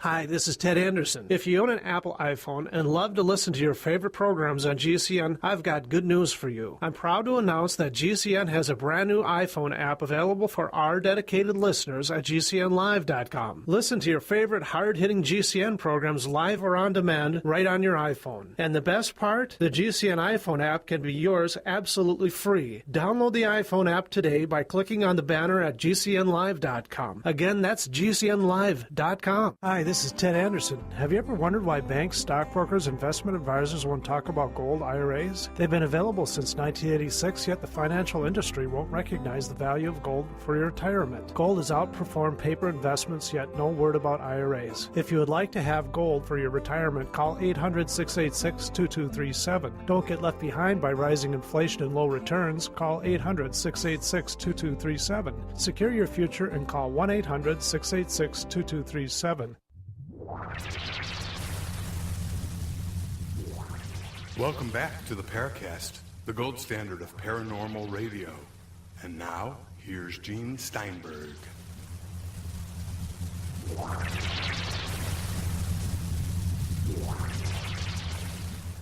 We still have Nick Redfern, and we're exploring the book, What Lurks Beyond, the Paranormal in Your Backyard, page after page, cover to cover with Jason Offutt. I'm Gene Steinberg. You're in the Paracast in our final hour, and you were talking about molten metal appearing where again? In a park called Big Lake Park in Council Bluffs, Iowa. Like I said, about 6 people in various points of the park saw this glowing object, this white glowing object with a red ring around it, drop something red from underneath it, and then take off in the sky. And when they went to the spot, there was 2,000 pounds of molten slag sitting on a levee in this park. And like I said, it was still white hot in the center. There was a seldom used railway station, or not station, but railroad tracks fairly close to it, and that's what people tried to say. Well, they just dumped the slag. Well, it was 200 yards away from this spot. How was that possible? Nobody could really answer the question. The only answer that came was what this stuff was, and it was smelter slag. It was what was left over when all the good bits of metal were taken out. Like I said, Jacques Vallée investigated this and published a research paper on various accounts just like this all over the world. So, that's something that still hasn't been explained. Wasn't there like an investigative team came out from a local Air Force base or something like that? Is that same case? Oh, yes. It's from a local Air Force base, which was Offutt. It still is Offutt Air Force Base. Mm-hmm. They came out and looked at it. They took some of the slag. Some of the slag was also sent to Wright-Patterson Field, and I tried to file a Freedom of Information Act request with them, and got all. They claimed to have absolutely none of it. They claimed to know nothing about it, even though there were well-documented reports that in newspapers and in magazine articles at the time that investigators from Wright-Patterson came and took some of the material. I did speak with somebody from Ames, Iowa, at the university, who was on on faculty then at the time who personally looked into this and claimed that it was just smelter slag. But still, it really hadn't been explained adequately. And why would it be dropped there? Well, one of the speculations from UFO researchers is that UFOs do, they will extract metal from the ground and take from it what they need and just dump the excess wherever they happen to be. If you look through the historical UFO field, back in 1947, the Maury Island case that many now consider to be a hoax, what was happening? Well, UFOs were dropping slag into the river. Right, and that's one of the cases that Jacques Vallée mentions in his report. He does mention the Maury Island case, along with cases in Brazil and in Europe. But analyzing all this material, it's never weird. It's always normal. Always. There's a guy named Bob White that I interviewed from Reed Spring, Missouri, who he was on the Paracast during our first year. Right, yeah, he found, so you're familiar with this, he found some material that he saw fall from what he said was a UFO, a light that took off and vanished into the sky, and when he's had it investigated, it was just what they found in Council Bluffs. It was just smelter slag. So that's pretty common, I think. Now, another UFO case happened a lot closer, about 11 miles from where I'm sitting right now, back in the early 1980s. I interviewed the first person who found this. He was 14 years old at the time and was walking the soybean field, and that's what happens in the Midwest. Farmers hire 14, 15-year-old kids to walk through with machetes and cut down all the weeds. And he and his brother were walking, and they found burn marks, scorch marks on the soybeans, and then they found like a 10 to 15-foot crater and scorch marks on the other side that looked like something had hit the earth and skipped off. Nobody ever could find the object that skipped off. Investigators from Offutt Air Force Base came down, from the FAA, from the local university. Scientists came over to try and determine what happened, and nobody could determine what had happened there or what the object was. But the interesting thing is, during the course of the summer, the soybeans within 15 feet of that crater grew twice as tall as everything else, and there were no weeds that would grow in that area, which is fairly fascinating to me. So the alien gardening techniques are the ways they landscape. Maybe we should learn something from them. One of the things I wanted to ask you about, Jason, just completely off track compared to UFOs, is sort of this weird story of what became known as, or who became known as, Jim the Wonder Dog. That's a terrific story, Jim the Wonder Dog. In Marshall, Missouri. Now, I did cheat on this. This is just a little bit outside my 100-mile radius, but it's just too fun of a story for me to leave out. In the 1920s, a man named Sam Van Arsdale, who owned a hotel in Marshall, Missouri, which is in close to central Missouri, but not quite. A friend of his gave him a hunting dog, a English Llewellyn setter that was the runt of a litter, and of course you don't want that; you want the alpha male. So, but the joke was on Van Arsdale's friend, because this thing became the best hunting dog in the state. There were all sorts of magazines and newspaper articles about what a great hunting dog this was. And then Van Arsdale noticed something. When he would just ask a question or make a statement, Jim would go do it. Like, I wonder how many people are standing in the hotel lobby from Kansas City, and Jim would go up to individuals, and Van Arsdale would walk up and ask where they're from. Oh, I'm from Kansas City. He would start asking, Jim, go find the man in the brown shoes. If there was one man in this lobby with brown shoes, Jim would go find them. He would go find specific license plate numbers. He would go find specific colors.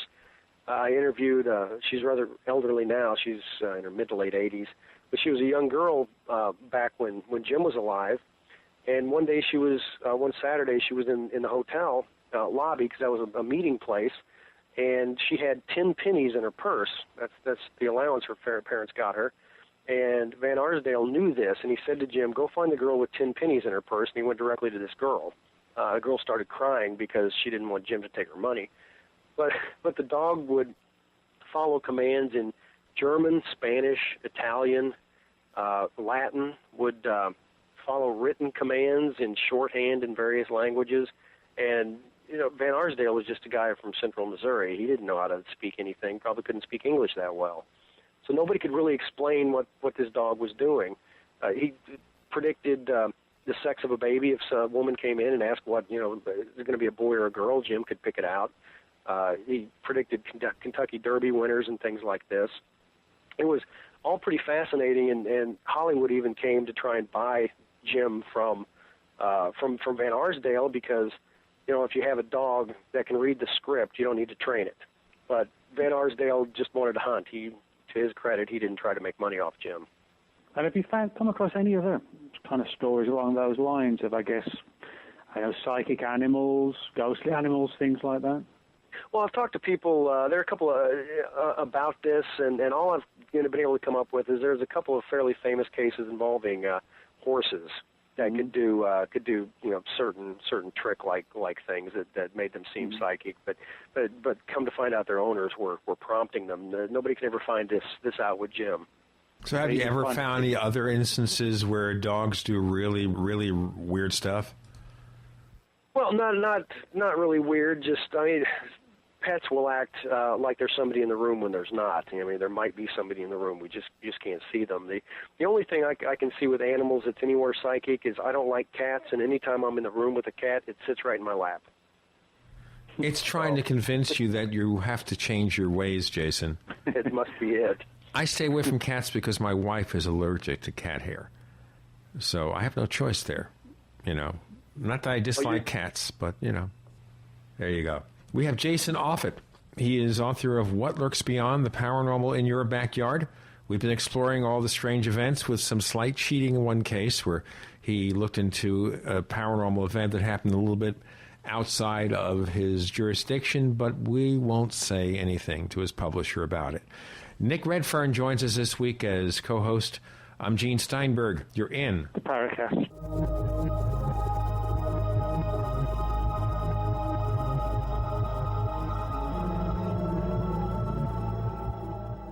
Hey neighbors, have you been thinking about starting a website? Well, I'm going to tell you about a great offer from HostGator. HostGator is a world-famous leader in web hosting, and they make it easy for you to get your own .com domain name. You create your very own website with their free site builder tools and great selection of templates. Use the coupon code Paracast. Once again, use the coupon code Paracast and sign up at this special address, theparacast.com/Gator. That's Gator, theparacast.com/Gator. For 58 years, Fate has provided true reports of the strange and unknown. Fate brings you the latest in all aspects of the paranormal, like angels and miracles, psychic phenomena, ghosts, UFOs, and much, much more. To receive your complimentary Fate magazine, call now at 1-800-728-2730 or visit their website at www.fatemag.com. That's 1-800-728-2730. What are you waiting for? Your fate awaits.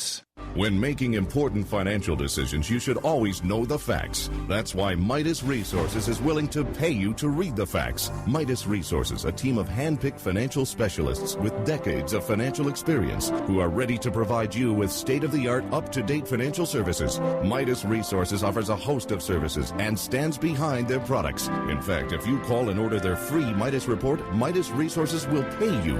This detailed report will provide you with financial history on the safest and most profitable areas to invest in. If you read the report, Midas Resources will send you a free Walking Liberty silver $50. So what are you waiting for? Get the facts and call Midas Resources toll free at 888-292-2709. That's 888-292-2709. And remember, if you read the Midas report, you'll receive a free Walking Liberty silver $50.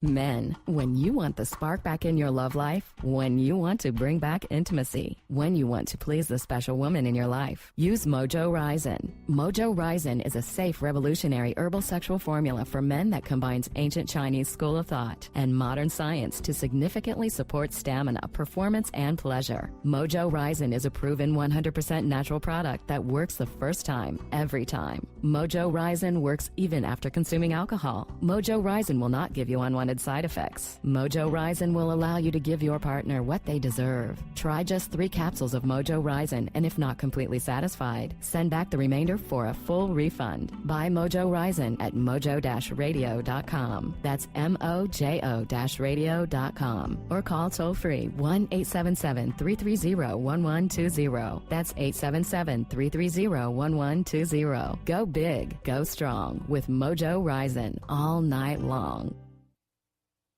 Where have all the military surplus stores gone? Don't worry, you don't need one, because everything you need at Military Surplus is at MaineMilitary.com. That's M-A-I-N-E Military.com, one of the last surviving true military surplus stores in the country. Go online now to MaineMilitary.com and discover a source for hard-to-find surplus items at true surplus prices. Surplus gun cleaning kits as low as $2.99. Complete chemical suits as low as $11.99. See our huge selection of gas masks, filters, and accessories. Finish and M10 gas masks are 3 for $30, and Swiss filters are 3 for $12. Searching for Strike Anywhere matches? MaineMilitary.com has them, plus a whole new product line of survival and first aid kits and lots more. Get free shipping on orders over $50 only at MaineMilitary.com. That's M-A-I-N-E Military.com, or call 877-608-0179, 877-608-0179. MaineMilitary.com, the main name in military supply. The GCN Radio Network, providing the world with hard-hitting talk radio. You guys are awesome. I love the station. I really do. GCN. We want to hear from you. If you have a comment or question about the Paracast, send it to news@theparacast.com. That's news@theparacast.com. And don't forget to visit our famous Paracast community forums at forum.theparacast.com. Get in on all the action at forum.theparacast.com. Nick Redfern is our co-host. The guest is Jason Offutt, author of What Lurks Beyond, the Paranormal in Your Backyard. You mentioned Air Force Base. Is that the same name as your name? Yes. I don't know if we're related way back when, but there aren't many Offutts around, so there's a very good case we are. Oh. He's the first person to die, first pilot to die in World War I. So your family goes back quite a few years in this country. Yeah, we've got. My dad was in Sons of the American Revolution, so we've been here for quite a long time. Well, my family came from Eastern Europe, my grandparents, so I'm just a latecomer. Nick, you want to follow up on this? Yeah, I read Jason's book. I was fascinated by it, and one of the areas that gets covered, and I think, it's an area that surfaces now and again, is, I guess, ghostly famous figures, and certainly one of the most well-known ones, if not the only well-known one that Jason covers in his book, is the whole story of Jesse James, the well-known outlaw. And I just wondered if, number one, Jason, you could talk about this case, and number two, if you have any theories as to why people seemingly see the ghosts of famous people more than anybody else. Is it just some sort of deep-seated need to believe they're still around, or is it for whatever reason, belief in them and fascination in them provokes them to appear? Who knows? Well, yeah, maybe it's what the person wants to see. Maybe somebody's like, I'm in Jesse James' birthplace. I really want to see Jesse James. Oh, wait a second, there he is. It might be that, or it might be that they just recognize these people more than a lot of ghosts that people encounter. Yeah, I'm really not sure. Maybe certain famous ghosts just have the ego. Their ego lives longer than they did. I covered Jesse and Frank. I'm still waiting to get ghost stories on two other famous Missourians, Mark Twain and Walt Disney, but none of those have surfaced. Anyway, yeah, the Jesse James farm in Kearney, Missouri. Frank was not born there, but Jesse was, and there have been numerous encounters, mostly with Frank James at the home, because after Frank had gotten out of prison, he and his wife Annie lived at the home, and he would give tours of it because the James boys were famous, and he would give tours to people who walked by, and Annie absolutely hated this. And there have been lots of people who have reported seeing somebody who looked like Frank James, looking at them through the window. Jesse and Frank's mom, Zerelda, actually Jesse's wife's name was Zerelda too, and as common as that name was not, guess what side of the family she's from? Anyway, his mom, if somebody's inside the house, there have been lots of reports, if somebody says anything disparaging about his mother, things will fall off the shelves. One woman said something, one of the docents there said something about Jesse's mom, and the earpiece to the phone, this that was mounted to the wall, flew off toward her, and she said it would have hit her, except for she was farther away than the cord was. So at the Jesse James home, there have been quite a few reports of, like I said, Frank and some of Annie, and definitely of Jesse's mom. So his mom is a real mama grizzly, huh? Yeah, I wouldn't say anything bad about her.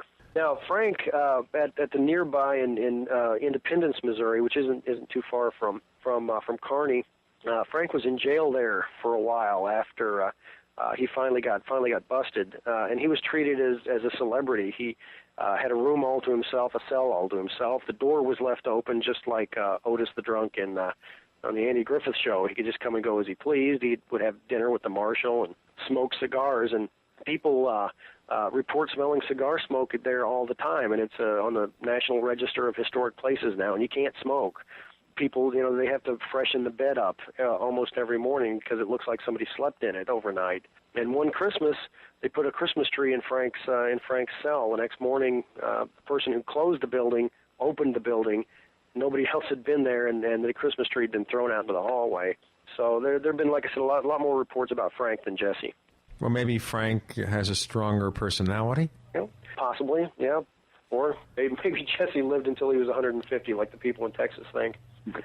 But looking back at those histories, have you explored the actual life history of these fabled figures of the past? Oh, well, I've read quite well, as any Missourian probably did, growing up in elementary school and high school. I mean, we had to read about a lot of these people. So I know a bit about Jesse and a bit about Bob and Charlie Ford also. There was a house in Richmond, Missouri, which is about 15 minutes away from where I grew up, that the Ford family lived. And Charlie tried to kill himself, and he gave himself a head wound in the house. And I talked with people who purchased the house, and in one closet in this home, they smelled death, and they never could figure out what it was. They thought it was a mouse. Now, when you say smelling death, in what sense? What are we sensing? Something that's been dead for a while, something rotting. They thought it was a dead mouse in the walls, and they tore the walls up and couldn't find anything.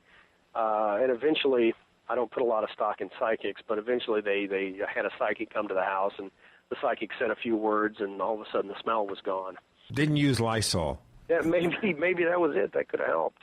Okay, well, I don't want to smell death, but I live in a relatively new place here. It's maybe 15, 20 years old, so I don't think that's going to happen. What about your home, Jason? Ever see anything really weird about it? Does it have a strange history, or is it just a recent development? It's built in 1978, so no, there's really nothing here. Nothing here at all. Mm. There was something interesting in the house we owned before we moved to this town.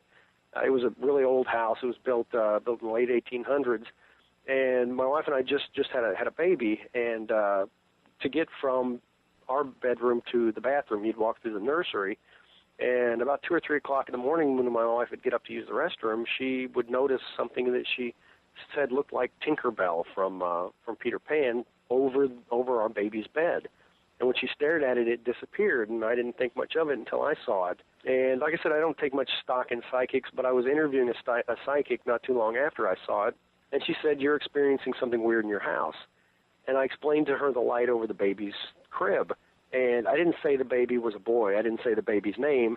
But she goes, "Well, that light's just your grandfather, Sam, who's looking after his namesake." And she nailed it. Could she have done research about you before coming there, though? Well, she didn't come there. She didn't come to the house. I called her at her house completely out of the blue. I'd never met her.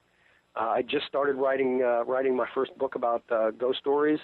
So she had no way of knowing who I was, and she couldn't Google you fast enough. This was when was this? Back 2005, I think, when I talked with her. So no, I there's no way she could have done any research on me, because, like I said, I read something about her in a newspaper, because she's one of those psychics who worked with the police department to find missing people. I found her name and said what town she lived in, looked her up in a telephone directory, and called her. And out of the blue, she gives you all this frightening information. Yeah. I don't know how I'd react to that. We have Jason Offutt. He's author of What Lurks Beyond, The Paranormal in Your Backyard. Maybe the airport is named after some member of his family. We'll never know. Or maybe we will know. Nicholas Redfern is our co-host. I'm Gene Steinberg. You're in the Paracast.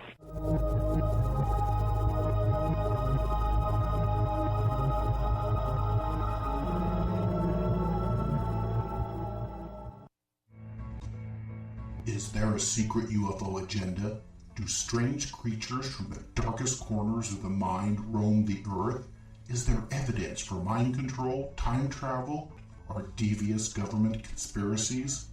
Find out the inside scoop on the latest conspiracies, paranormal activity, and Fortean phenomena when you subscribe to Tim Beckley's Conspiracy Journal. It's jam-packed with stories, special book and DVD promotions, and the best news, it's absolutely free, sent right to your mailbox. Plus, a bonus free email newsletter sent out every Friday. Simply send an email with your name and address to Mr. UFO at webtv.net. That's Mr. UFO at webtv.net. Find out what they don't want you to know.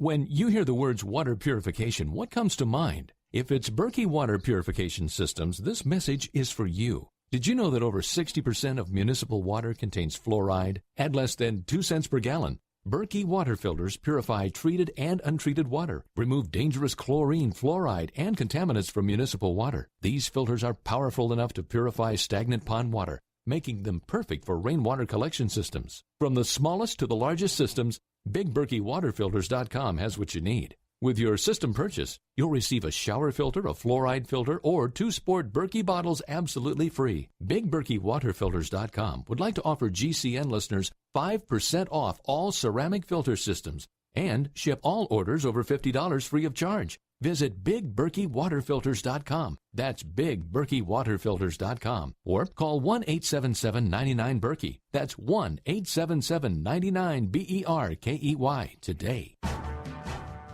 If you owe the IRS money you can't pay, then listen carefully, because you already know that the problem won't go away by itself. You can get help today from the leading tax expert in the country, Dan Pilla. Hi, I'm Dan Pilla.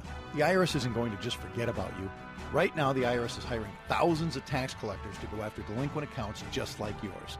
That's why you need to take action today, and I can help. I take a simple but proven approach to solving your tax debt problem.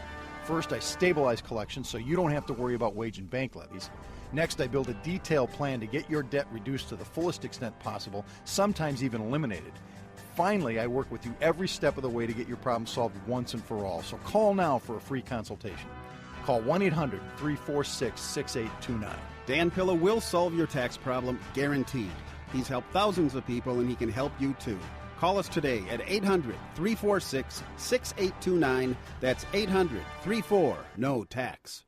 Warning for all Gulf Coast disaster survivors. Be aware that dangerous gases are in the air you breathe. Benzene, hydrogen sulfide, methylene chloride, and Corexit 9500. Keep your body clean with microplant powder. For all Gulf Coast residents and all who want to be healthy, HempUSA.org brings you a new formulation of microplant powder with Lactobacillus acidophilus, rebuilding your immune system while detoxing the rest of your body, pulling out positive toxins, heavy metals, viruses, fungus, bacteria, and parasites. Cleans and purifies the blood, lungs, stomach, and colon. Microplant powder will help eliminate these dangerous chemicals from the body used in the Gulf cleanup. At HempUSA.org, we want you to try our #1 selling detox product, Microplant Powder. Call and order at 1-908-691-2608, 1-908-691-2608, or visit us at HempUSA.org today.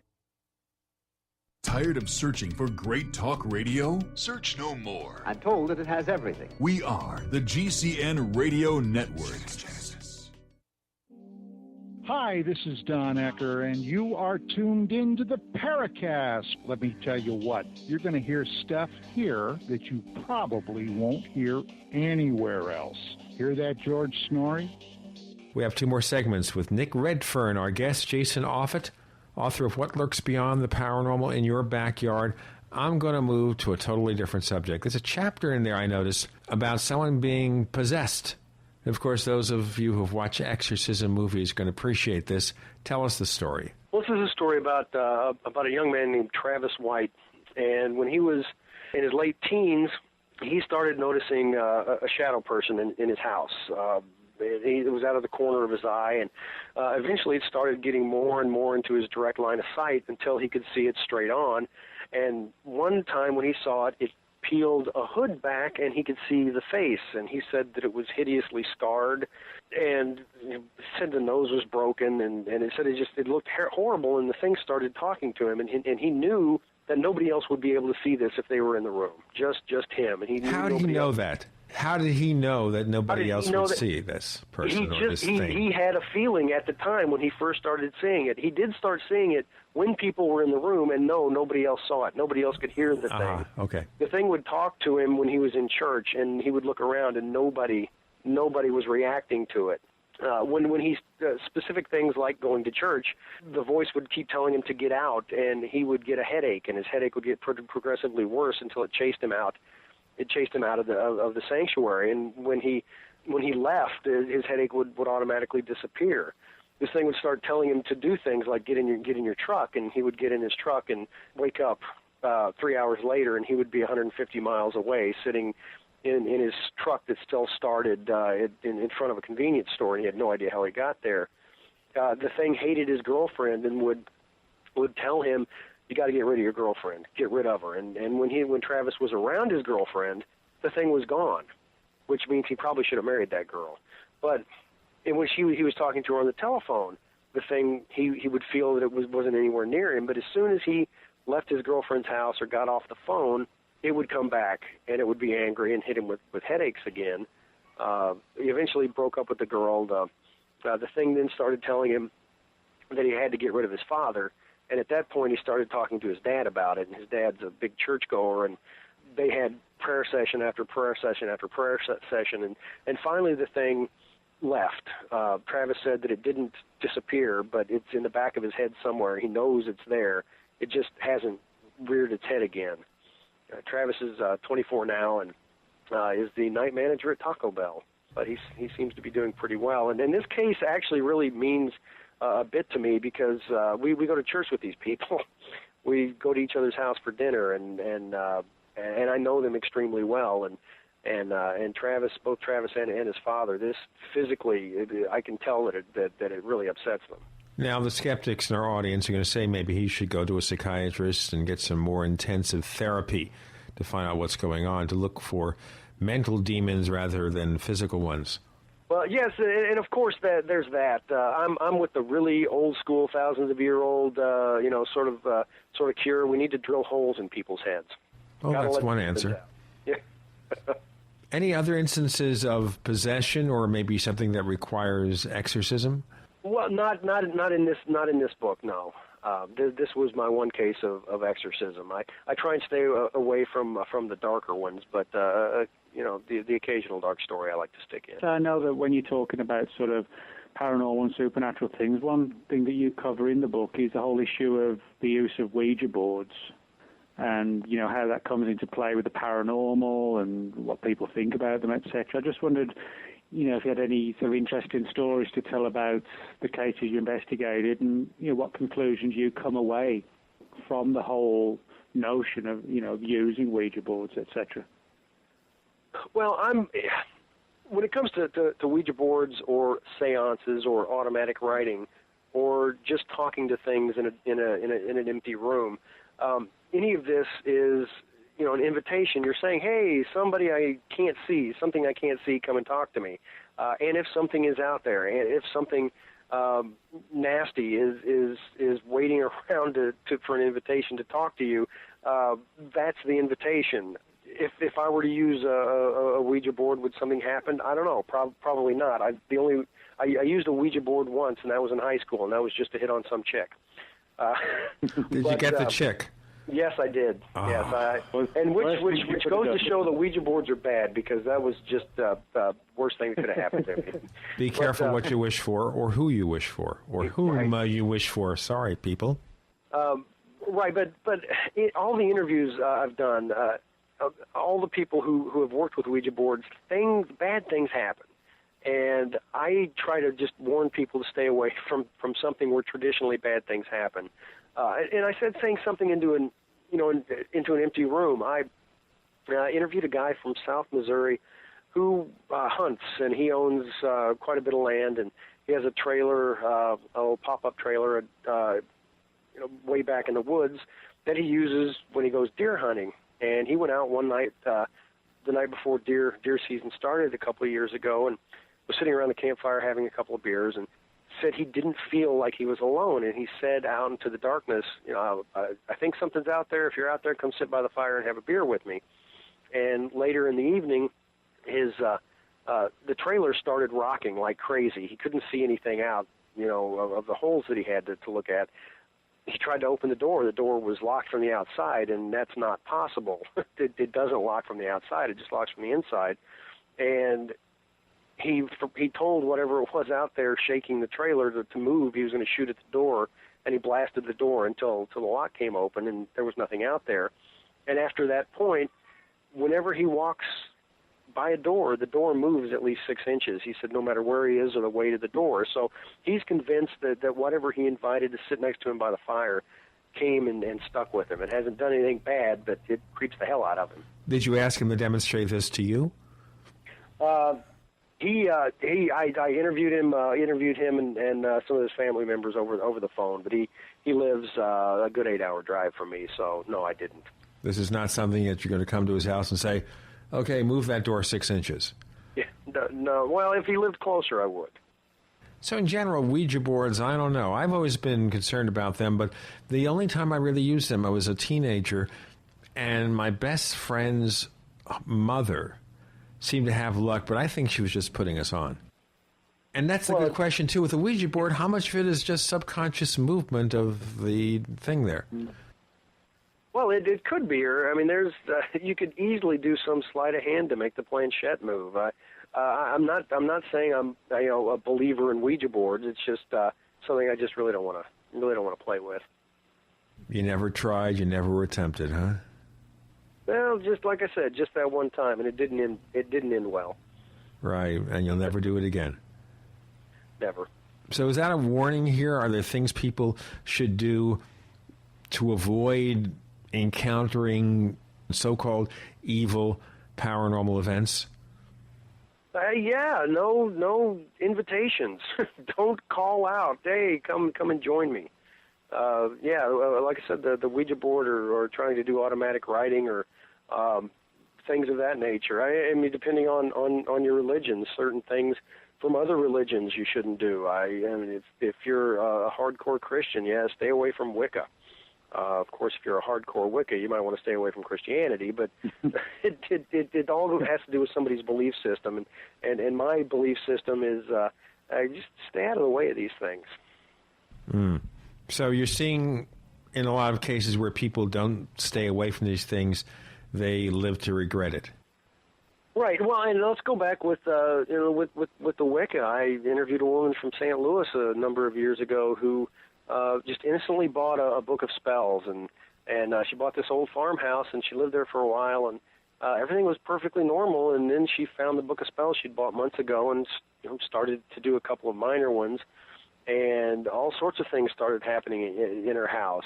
Footsteps up and down the hallway in the middle of the night, doors opening and closing, and then she started seeing a shadow man in her house.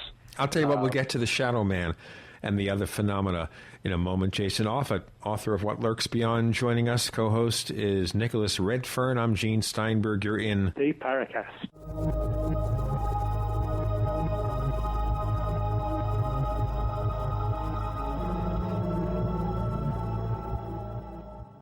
Are you ready to order the official Paracast t-shirt? You asked, we answered. We're now taking orders for the official Paracast t-shirt. It comes in white, 100% cotton. The front of it features the same logo that we have on our community forums. On the back it says, separating signal from noise. To order the official Paracast t-shirt, here's all you have to do. Visit our new online store at store.theparacast.com. One more time, that's store.theparacast.com. You can use a major credit card to place your order for the official Paracast t-shirt. Hey neighbors, we have one more thing to talk about, and that's more merchandise at the official Paracast store. We have hats, we have jackets, we even have a flip video camcorder customized with the Paracast logo at the official Paracast store. It's all now available at the official Paracast store, store.theparacast.com.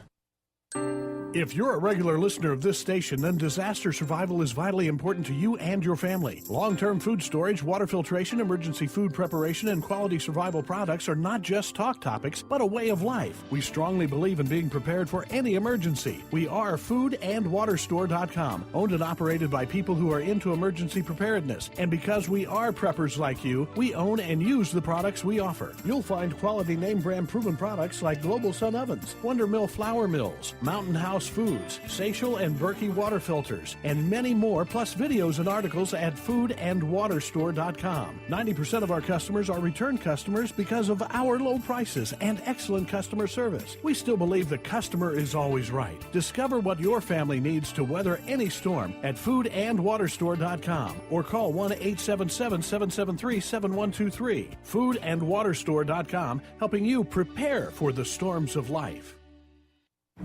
We all know that Berkey Water Purification Systems are the most trusted name in water filtration. As an authorized Berkey dealer for over 5 years and serving thousands of satisfied customers, the Berkey Guy offers amazing specials for Berkey water filtration systems. The Berkey Light systems include a set of self-sterilizing and recleanable black purification elements that purify water by removing chlorine, pathogenic bacteria, cysts, and parasites to non-detectable levels and remove harmful chemicals such as herbicides and pesticides. Order the Berkey Light system today, complete with 2 black Berkey elements for only $209, and the Berkey Guy will include 3 sport Berkey water bottles and ship everything to you free of charge. That's right, 3 sport Berkey water bottles and free shipping. An $87 value, yours free. Call the Berkey Guy at 1-877-886-3653. That's 1-877-886-3653. Or order online at goberkey.com. That's goberkey.com today.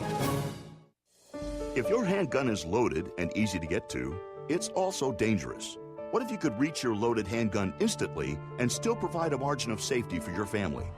Introducing the Drag and Draw Gun Vault from myquicksafe.com. The Drag and Draw Gun Vault is a small portable gun safe for subcompact pistols or snub-nose revolvers. It's made of heavy-gauge steel, padded inside, and uses your fingerprint to open and close. With the Drag and Draw Gun Vault, you'll now be able to keep your handgun locked and loaded without fear of an accident.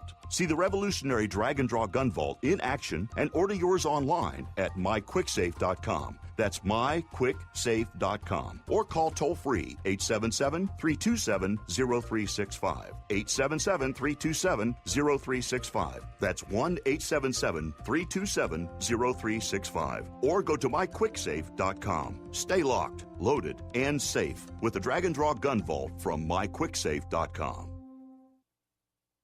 On air, online, and on demand. They say we offer simple answers to complex problems. We are the GCN Radio Network. You're in the Paracast. You never know what's going to happen next. We have our final session with Jason Offutt, author of What Lurks Beyond, the Paranormal in Your Backyard. And we're talking about this person who decided to play with spells and live to regret it. Let's continue. Well, yeah, a lot of ghostly type activity happened in this house that hadn't started until she tried to cast a couple of spells, and it built up to the point to where she started seeing a shadow person in her house, and the shadow person started getting more bold, and she started to hear her name whispered. And after that, I completely lost contact. She didn't want to talk about it anymore, or she ran off. I'm not sure. But The point is with spells, or if you don't have a CDL, don't drive a big truck. Okay, if you're not trained to do an exorcism, don't try to do an exorcism. That's kind of my point on Ouija boards. If you don't know what you're doing, don't do it. Stay back. But how do you know what you're doing? What kind of training is there to use a Ouija board? Do we have Ouija board school? Well, there are lots of people out there who claim they know what they're doing, but it's a Ouija board. Who knows what they're doing? So again, basically, my thought is, just stay away. Don't poke the bear. Let's poke the bears in a different way in this final section of the Paracast, and that is, how do we take all these events, tons of stuff happening in your neighborhood? We know wherever we go around the world, there will be other cases similar, maybe some different. But how in the end can we possibly take all this stuff and figure out what's really happening? How can we prove it to a point where real scientists, as opposed to the few that do explore here, but just mainstream scientists will say, you know what, this is worth looking into?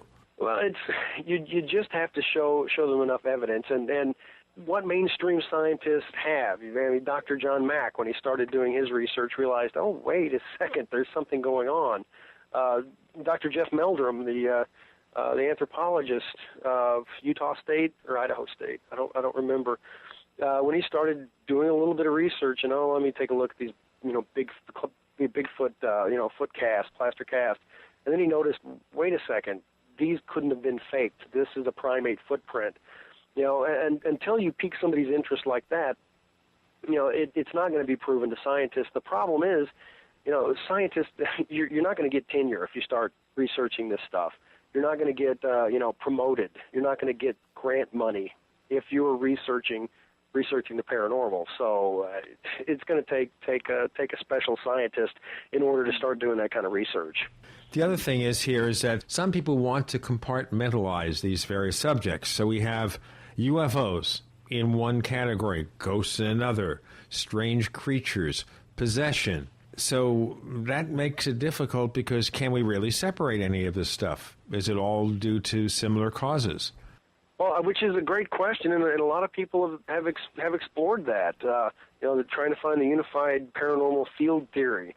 It doesn't seem to be that that ghosts and UFOs are connected. It doesn't seem to be that UFOs and Bigfoot are connected. But there are so many reports out there that do connect them. Unfortunately, people out there who are trying to do the research are focused on, this is a UFO. It's a nut and bolt craft from a different galaxy. How can it have anything to do with UFOs? The first time I heard Jim Mars talking about, he started collecting stories about the base in Roswell, the hospital. Where the hospital used to be, people were reporting seeing, ghosts of ETs. Wow. I'd never tried to put those together before. So I don't know. It's going to stay compartmentalized. When people are with a mind frame that Bigfoot can't have anything to do with the paranormal, it's an animal. So it's all paranormal tunnel vision. I kind of think you think the same, right, Nick? Yeah, I think, when I first got into subjects like this, that my view was that they were all completely separate. But then, it's very often the case that the more you dig into them, you do find intriguing and sometimes quite significant parallels where, you have to begin to wonder, is this subject truly isolated from that subject? And a lot of researchers, particularly those who are very much belief-driven, are quite hostile to the idea that their little pet subject could possibly have anything to do with anything else. For example, a lot of the old guard who grew up within the UFO field on books like from the likes of Hynek and Kehoe, etc., are quite openly hostile to the possible Bigfoot connections between some of these phenomena, or the idea that the Men in Black could have anything other than government agency connections. The idea that they're paranormal or something is just like a no-go area. But if you're honest with yourself as a researcher, I think you have to realize that there are crossovers, and what we need to understand is why these crossovers exist, how they exist, and more importantly, why people are so determined to ignore them. And I think part of it just comes down to people just don't want their belief systems affected from the safe comfort zone that they're already in. So we're talking about artificial limits to the investigation of all this stuff. Yeah, and a lot of the artificial limits are actually promoted by people within the field. That's the ironic thing, is that, it's almost like we're looking for the answers to a lot of secrets, but there's a high degree of self-censorship going on as well. So that's a good question, Jason. At what point did you think that all this might be related? Because you certainly treat it that way in your books. Right. Well, it only happened in the last couple of years when I really started, writing fairly heavily about the paranormal, and came to realize, all the stuff that people say they know about ghosts and UFOs and Bigfoot, these are all still unknown quantities.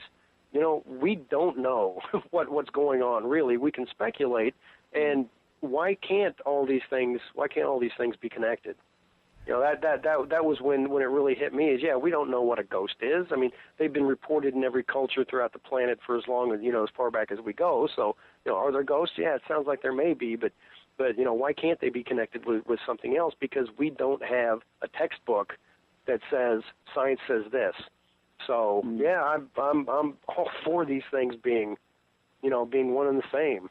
So ghosts may not be the return of someone who just died. No, it could be a bit of undigested beef, a potato, or a blot of mustard. What about interdimensional or time travel? Some people suggest when we see a ghost, we're actually peering into another reality where that ghost is really a living physical person. Which is something I touched about when I was researching shadow people. I posted on my blog, of course it's completely unscientific, but I posted a poll on what do you think shadow people are, and I had an extensive list, and one of the things on the list was interdimensional travelers, and that got probably 85% of the votes. Of course, when I talked to physicists about this, they got a pretty big chuckle over it being an interdimensional traveler. But popular culture right now, that makes a lot of sense. It frankly makes a lot of sense to me too. I'll tell you what makes a lot of sense to us is we have about a minute and a half left. Jason Offutt, take a few moments to talk about your new book. Okay, what lurks beyond the paranormal in your backyard? Basically, I set out to find and prove to people that the paranormal is everywhere. It's not just in isolated corners of the world. It's not just in the Amazon rainforest. It's right outside your back door. I'm looking out my window right now into my backyard, and I can see one of the haunted spots that's in my book from my back window. So it's everywhere. Okay, and I challenge all the listeners to look outside your back door and find whatever paranormal thing's out there, because it's looking through your screen at night. Maybe my screen, I'll have to start taking a look. The book is called What Lurks Beyond, the Paranormal in Your Backyard, from Jason Offutt, and it's from the Truman State University Press, available from Amazon Books and lots of places. Nick Redfern, where do we find more of the things you do? You find more about the things I do at nickredfern.com, which is an easy one to remember, hopefully. And what's your next book, by the way? I actually have a book coming out in about 2 weeks called Final Events, which is probably the most controversial book I've ever written. And it actually deals with a think tank type group I've uncovered in the government, in the U.S. government, that believes the whole UFO phenomenon is not extraterrestrial, but has literal demonic origins. And you'll be here to talk about that book in the very near future. We want to thank I will.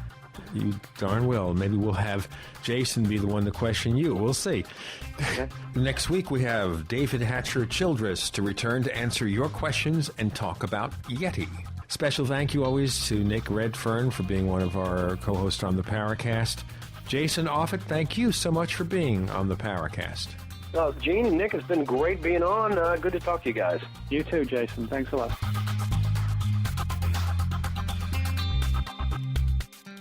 The Paracast is a copyrighted presentation of Making the Impossible Incorporated. Tune in next week for a new adventure in The Paracast.